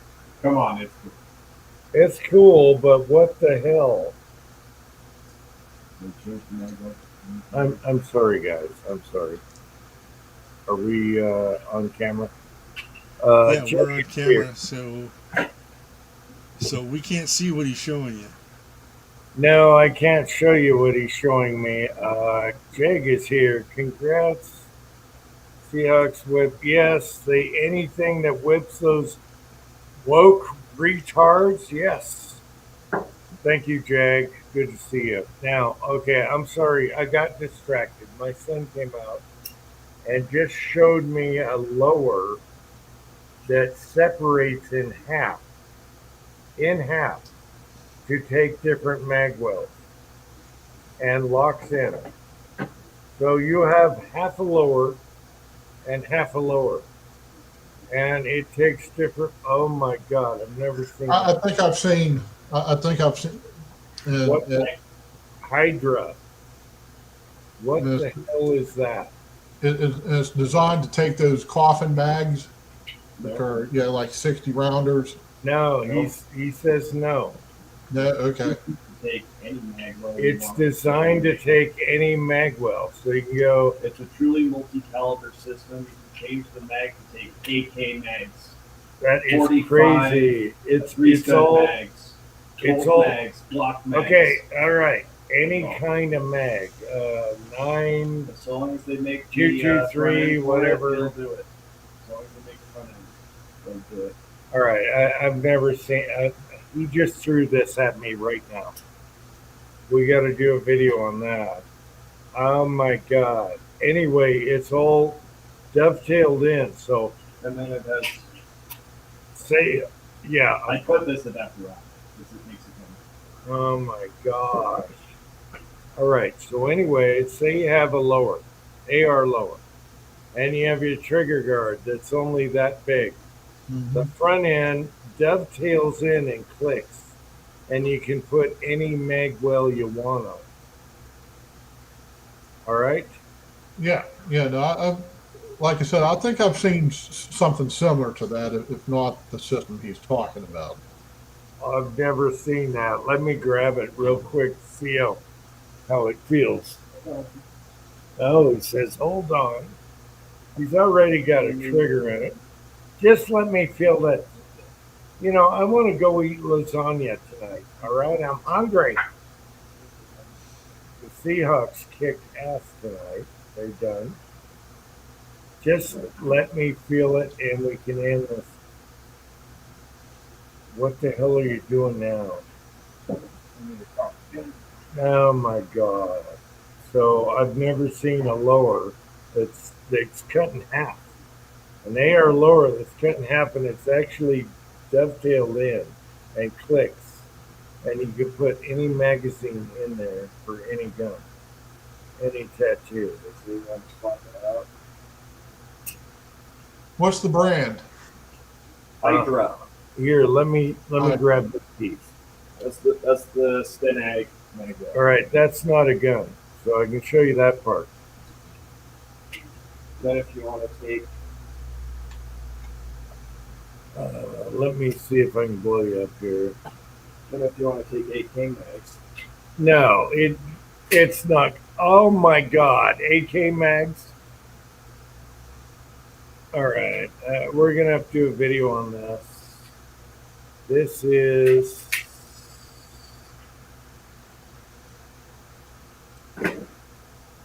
half of it, okay, but it dovetails in, and then you can go to AK mags, whatever you want. You can go to anything. Oh my God, that looks really well done.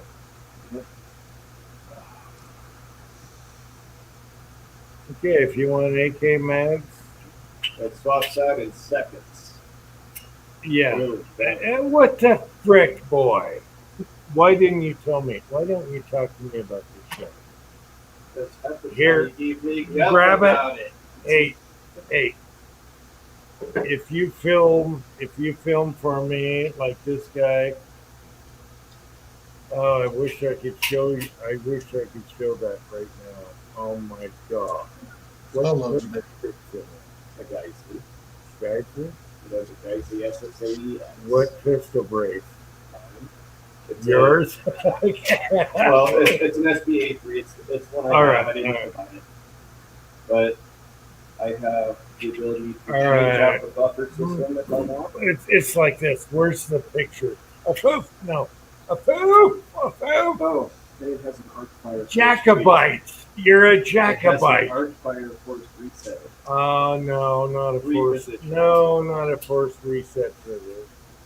All right, You don't have to shoot it in go force away. reset. I want my lasagna. You Jacobite. You Jacobite. Go. Get. Oh, he's a Jacobite. Anyway, I'm not sure what the hell Jacobite means. video forthcoming on the Jacobite lower, whatever you call it. Hold on, Hydra. Hydra. Oh my gosh. What is with this? Ah. Okay. I'm not getting pissed. I'm actually very intrigued. This is good engineering versus bad. Okay, I gotta ask, has he tried the cup of noodles yet? No, I don't think he's going to eat the. If it was chicken or whatever, yeah, he would. But I have.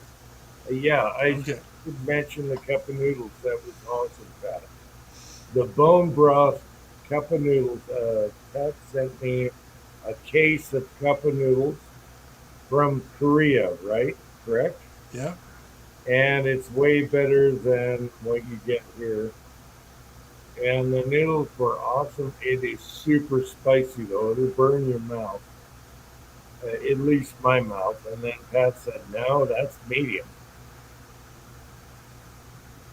All right, wait a minute. Let's go back to the Jacobite. We're gonna have to do a video. I was trying to get him off of the Jacobite lures. Oh, Yeah. Jacobite. Yeah. Anyway, now they have lowers that'll take any magazine because the lower is only in half dovetailed and it clicks in. So now you can use AK mags, AR mags, 9mm, 45, whatever. But we'll have to do a video on that. Oh, we got Patriot Paul still here. I guess we're gonna have to. I can't keep up with my boy. I'm sorry. I don't know half the stuff that's out there. I was gonna talk about a, what do they call it, a variable buffer that Foxtrot came out with, but I guess we'll do that later. Jacobite supporter. I can't keep up with. All I can think about is eating some lasagna right now because I am starving. Anyway, stay tuned for that. That is pretty cool. What I just saw blew my mind because you could use any magazine you want, any caliber, any tattoo on an AR lower. Yes, I get it. One lower that does everything. We will talk about. We'll do a video. Jacobite.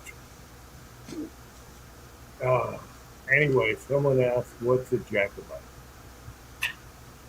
Yeah, Patriot. Well, I pulled it up, and then Patriot Paul put a.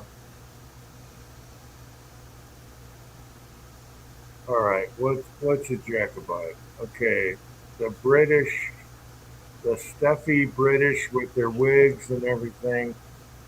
They started calling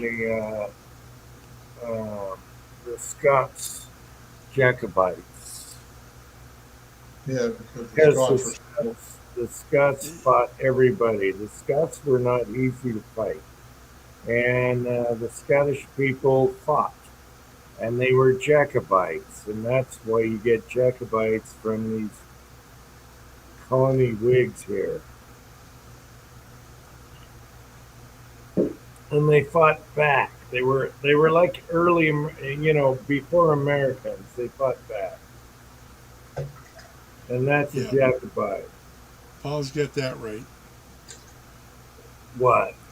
Well, it was the Irish and the Scots. So this is all about, papists versus Protestants. The thing went on for 300 years in England. And that's what all the little civil wars have been about, mainly. Yeah. Well, I think it was more the Scottish than the Irish, but yeah, the Jacobites. Yeah. They're the ones that fought back. They bite. That's the bite. Anyway, and then it came to us in America. We wanted our freedom, and we were Jacobites in a way.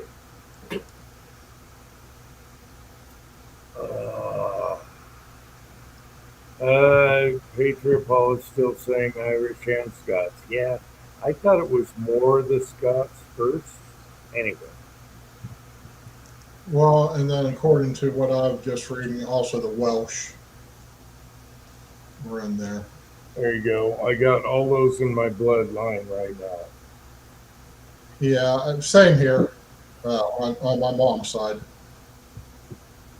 All three of those is in my blood. If you did a DNA test, I'm a Jacobite. But I also got English in me too. So there you go. It's a conflict of bloodline. Jacobites. Patriot Paul, did you enjoy my video in the background there? Come on, Jacobites. You bastards. Then we have the new Amelia memes coming out where the English government was trying to. Oh, that's fucking great. I know, right? Oh, there's already like 5 and 10 minute cartoons about it. It's fucking greatest thing everything. They're gonna have an Amelia movie soon, I hope. Good deal. Okay, Pat, what hat were you talking about? Remember when I put the squares on my shoes? What hat were you looking at? Okay, hold on. If you can pull a see. pic, yeah, pull a I'm pic. gonna try here. All Let's right. see. I'm gonna have a smoke. I might be lagging because my little internet pod doesn't work in the garage right now. It's frozen. I just love the word Jacobites because half of my heritage are all Jacobites. But I do have British in me too, so there you go. Jacobites. Rollis, did you ever see my goofball video? My last video. Oh yeah, I watched that one. All thumbs up. Okay, I did. Jacobite. So you get it. Yeah, no, you're yelling Jacobite in there too. Yeah. Just, some people don't reply. I don't know. Yeah. Oh, Patriot Paul, not only did only I heard this on Gutfeld, but not only was there 1,000 people, only 1,000 people watched it on YouTube. Gary Biegler, Nerdrotic, uh, the Nerdrotic channel, uh, put up a doll or whatever action figure of Spock sitting there in Gary's chair, and apparently that video of just Spock sitting there in the chair garnered more views than uh, uh, uh, the Star Trek show, which kind of sucks because I was looking for the video that Nerd Rod put up, but I couldn't find it, so he must have took it back down. But yeah, a picture of a action figure of Spock sitting in a chair garnered more views than the actual Star Trek, the new Star Trek show. there's a new Star Trek show? Yeah, it's like Star Trek Academy, and it's just extremely woke. Typical. Yeah, yeah. Like I said, extremely woke.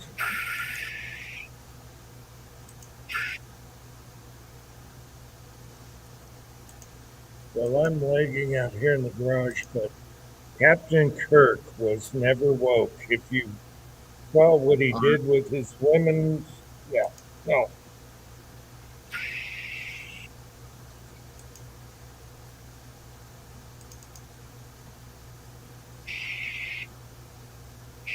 That's right.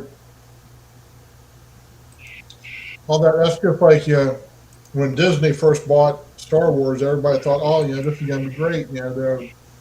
They'll be doing stuff, and it just basically became a little princess show. And so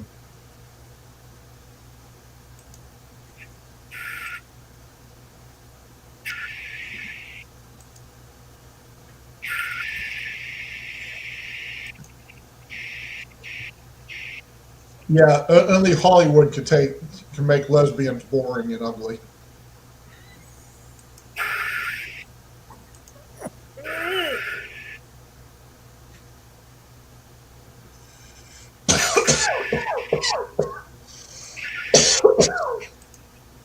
Big time.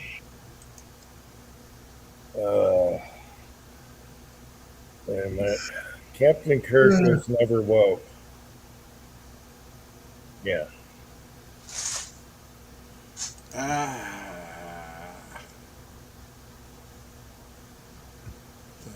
Sorry, I'm lagging out here. I think I got a pod that's not working in the cold.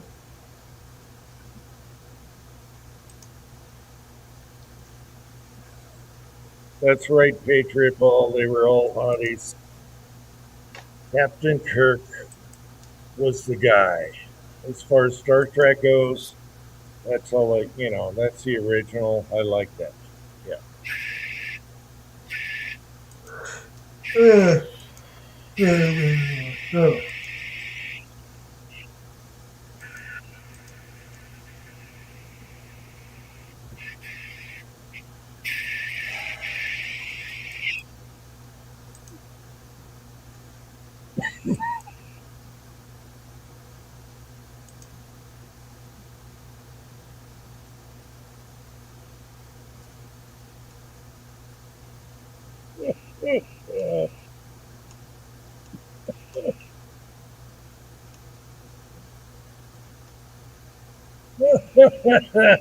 Are you talking about what's her name?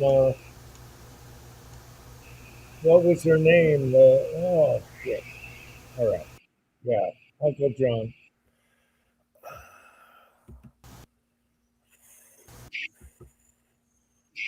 Hey, Guns and Water.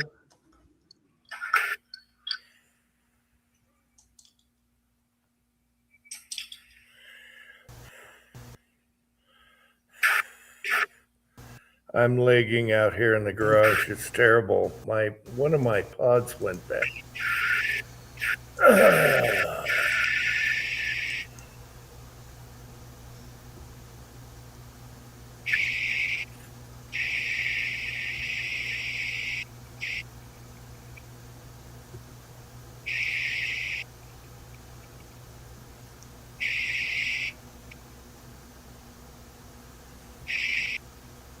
Uncle John, you're crazy. Kirk was the best. Wait a minute. Uncle John likes the bald-headed guy that came after. No, that guy was a soy boy. Soy boy captain. No, don't. No, the bald-headed guy sucked.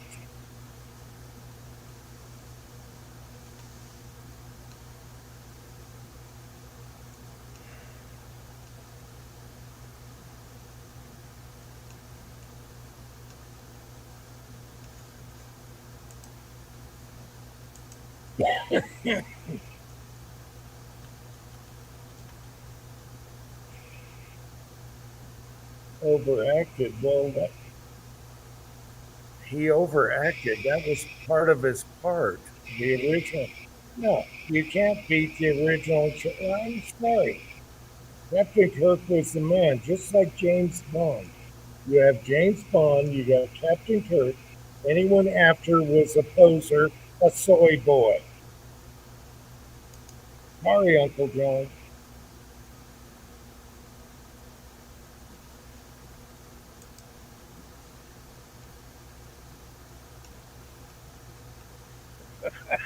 Yes.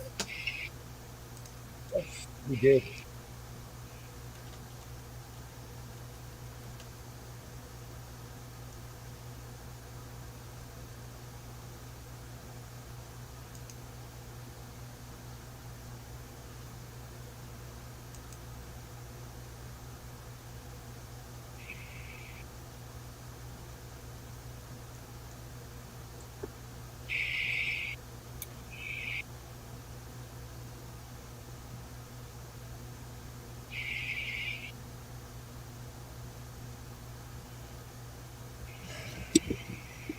All right.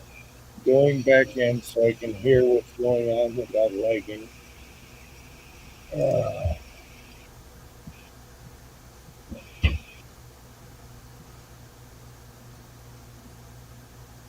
How dare Uncle John say that Captain Kirk was bad? He was good.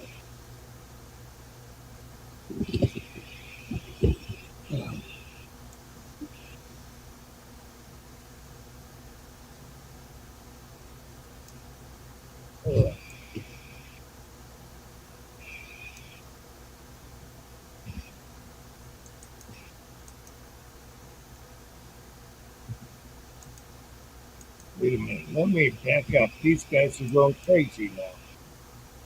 Oh, just yet. I don't think you can hear the background noise. Yeah, who's got the background noise going right now? It's probably me. Hold on.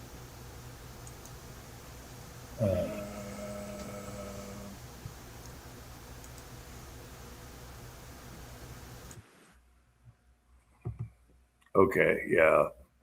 Anyway, I want to say the original Star Trek with Captain Kirk is just like Sean Connery being original James Bond.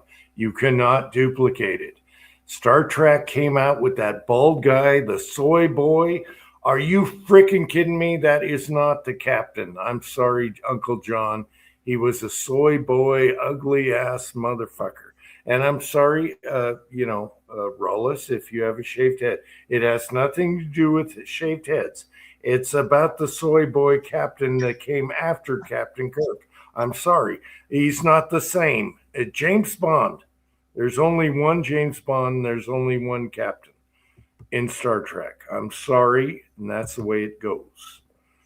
Hafoof.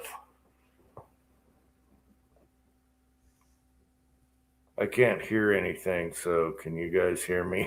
Anyway, that's I can hear you. I'm just sitting here shaking my head because I like the Picard character, at least some, but No. and well, you're cranky that they have. Yeah, you're still cranky because they have talkies now in the movies. So, Oh no, the original Star Trek was not a talkie. Captain Kirk. you're missing the point I'm making. You just like being difficult, but also, you get cranky if somebody, if anything that's a little bit different. Like I said, you're still cranky about the when they started putting soundtracks on music or soundtracks on TV in the Okay, movies. It's late, guys. I'm no, it's all right. I'm just saying, the original Star Trek was the best because I grew up on that and it was innovative and everything. It's just like the original James Bond. You have the original James Bond, and then you got all the posers after that, and that's the same with Star Trek. And I got to jump on Gunswater right here. He said Roger Moore wasn't bad. Yeah, he wasn't as girly as the rest that came after until you go way later in James Bond. Picard sucked. I'm sorry. Here we go. Picard was the soy boy. I couldn't stand Picard. I'm sorry, Uncle John. I could not stand Picard. You had it's just, I don't know. You got the original and the posers after that, and they became soy, and then it got a little better. James Bond got better, not Star Trek. I'm sorry, I can't get into the new Star Trek shit. It's not the same. Oh my God. Sean Connery was, oh my God, a poser. Oh my God. Sean Connery was James Bond, and so was the original Captain Kirk. You guys are going to drive me crazy.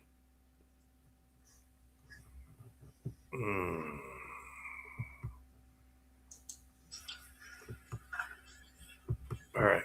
That's my opinion. I'm sticking to it. Sean Connery and what's his name? Now I can't think of his name. The original Captain Kirk, who's still probably alive today. He's awesome. As far as I know, he is. He's in his 90s. He's in his 90s. He's kind of like Trump. He lasts forever. He was doing like history mysteries. What's his name? Gosh darn it. Anyway, yeah. Picard, are you kidding me? No, Picard was not. William Shatner, yes. Yes, that is Star Trek. Leave it alone. Kill it. Same with James Bond. Kill it. I didn't mind the guy from New Zealand, the last James Bond, whatever. They probably have a new one now. He was okay, but he didn't act like the original 007. He had his own take on it. The rest of them were all girly girls, soy boys. Probably had a hairy vagina, all of them, after that. Anyway. That's just me. I'm sorry. He's alive, 93. Way to go. Way to go. Yeah. All right. Still alive, 93. Selling Viagra.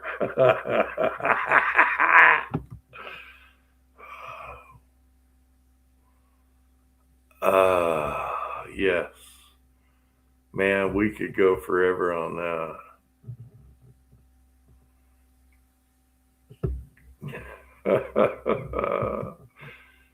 Yeah. So, all right. That's my. Is Van Dyke still alive then? No, you guys go ahead, but I like the originals.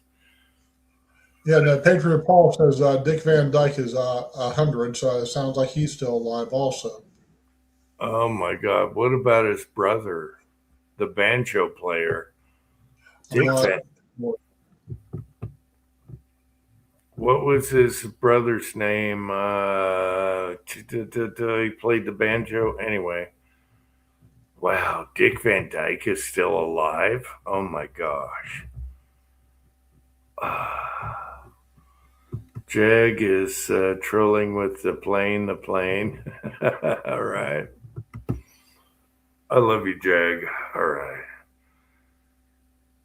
Holy crap. His brother was named Jerry. Okay.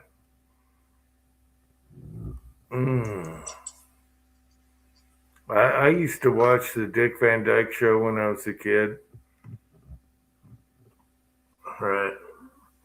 But there's only one Captain Kirk and there's only one James Bond. I'm sorry. You guys can go about your business thinking whatever after that, but not the same.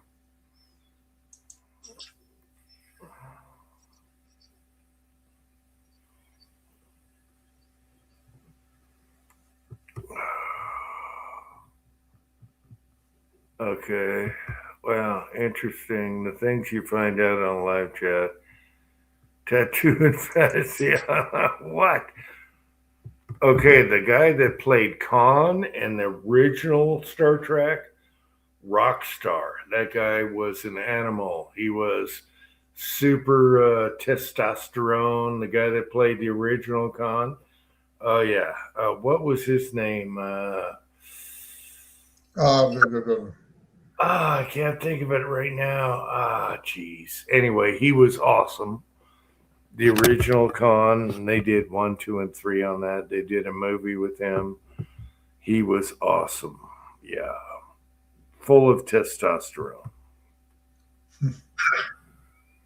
You guys are going crazy in the side chat now. I can't keep up with you.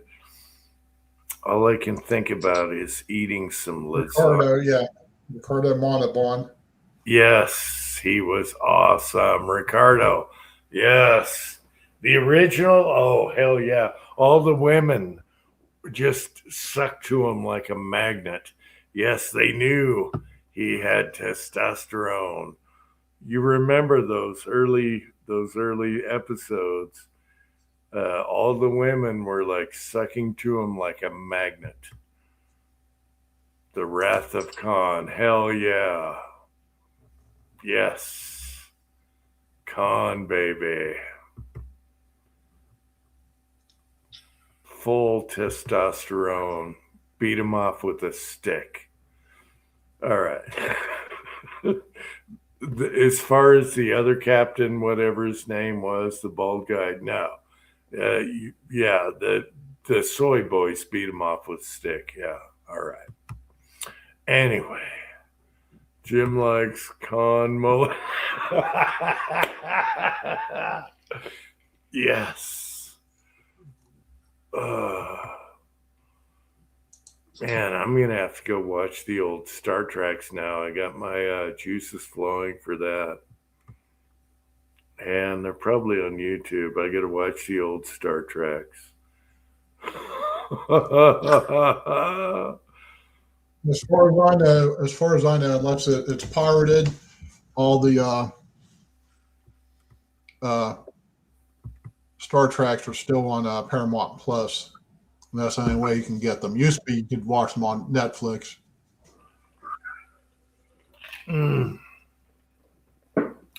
Khan needed hillbilly teeth. That's hilarious. Oh.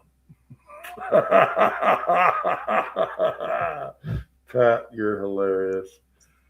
Oh, this is funny. I want to go up and eat lasagna, people, and you keep on. You guys are going crazy right now.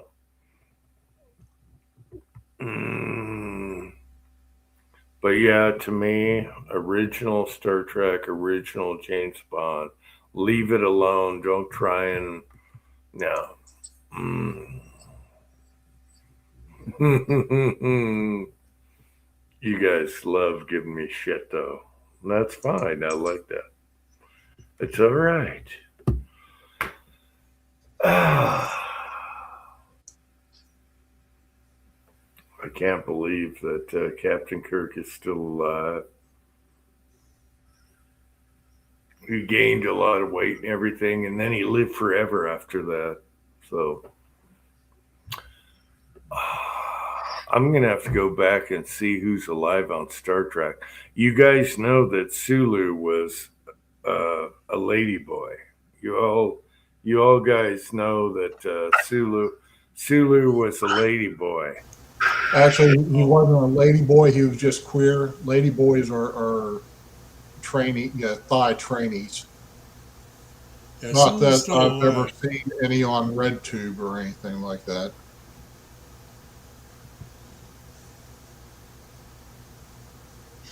I had him. I had him on Facebook for a little while. I was following him because every once in a while he'd crack a pretty good joke, but then he just finally got annoying. So I dumped him.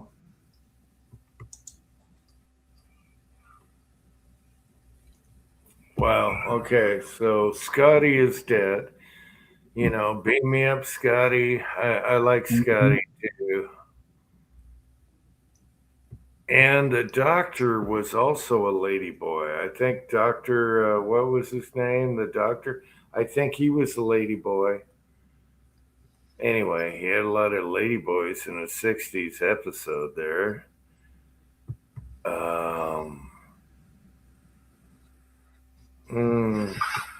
No, now I'm going to spend the whole. What's McCoy's real name? Yeah, Dr. McCoy looked like a lady boy. And it rhymes. No, he was married. Dr. McCoy, lady boy, it rhymes.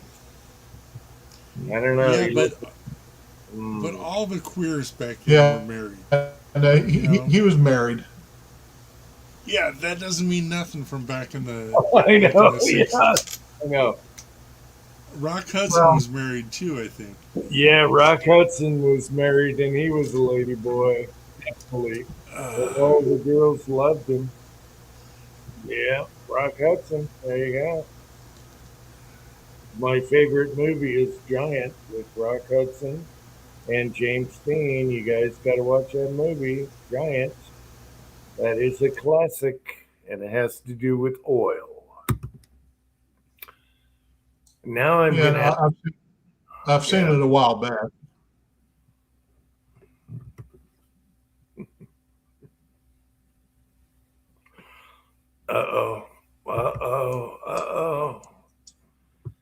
Yeah.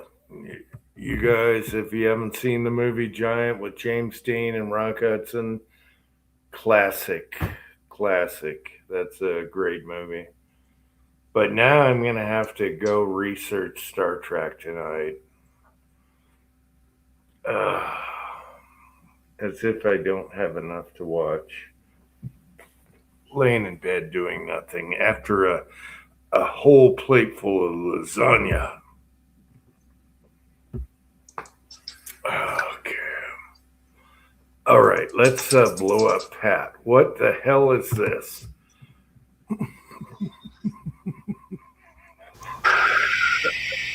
Okay, you were asking me about the hat to go with those shoes. Wow. You need one of these hats with a big brass buckle and a little black masky, a string tie, and I don't know what the hell that is, but that's what goes with those shoes. Okay. So it's not quite a witch hat. It's kind of like a top hat witch hat with a big square on it from the 1600s, 17? The pilgrim hats. Pilgrim days. Okay.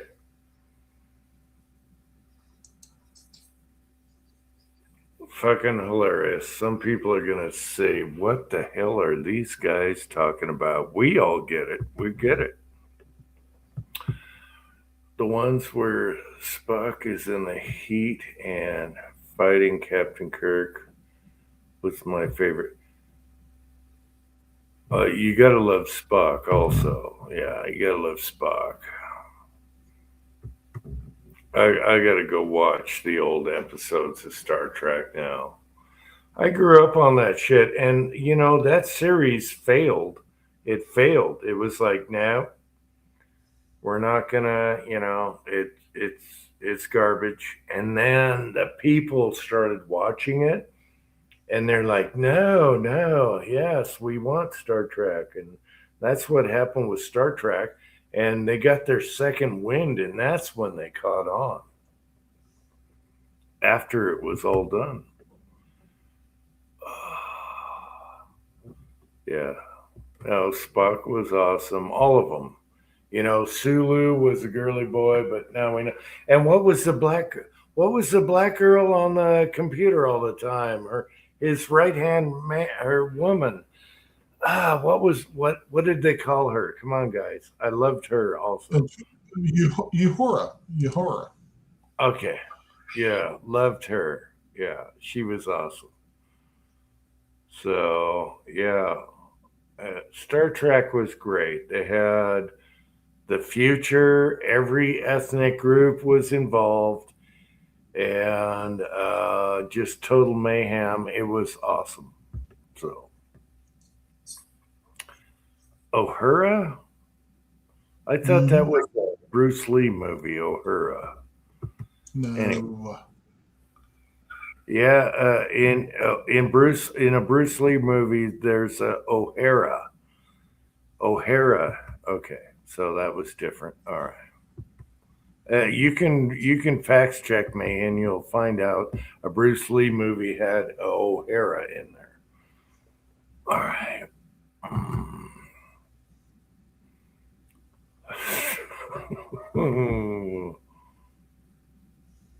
Yeah.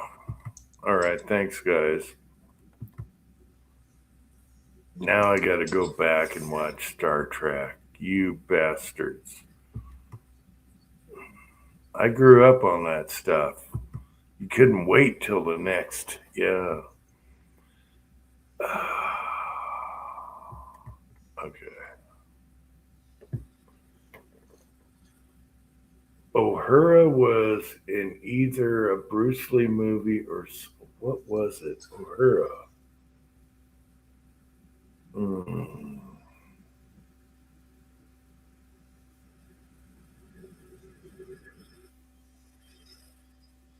All right, I love you guys. We're at 4 hours, and I want lasagna, and now I got to catch up on Star Trek. Yeah, I think I'm about ready to go to bed, anyways. So it's midnight here. Yeah. And now James wants to bring up Batman, the original. That is a whole thing on itself. I grew up on that too. I love Batman. All right. So, Well, now, when you say the original, do you mean the ones from the 1960s or do you mean the ones from 1947, 48? Because there's a Batman. no, 60s Batman, not I 40. know which one you're. The same ones I grew up on. Yeah. But I think it's on. I think on YouTube you can find the old. There's a Batman series that was from the very early days of TV in the 1940s. No, but I like 50s Superman. He's throwing people off of buildings, and yeah, it wasn't like modern Superman. Superman was a badass. Yeah, the original Superman. You know what? I looked up his life story, and it's disturbing. You can watch it on YouTube. The original Superman had issues. He had several wives and all that stuff. Anyway, yeah, it's a rabbit hole every time you go through an actor like that. Okay. All right. Should we end it, guys? I love all you guys in the side chat. You're funny as hell. Yeah, I think it's probably about time to call it for the night. I think we're just dragging now. All right, guys. Until next time, are you guys ready for the afoof? Until next time, love you all. And until next time,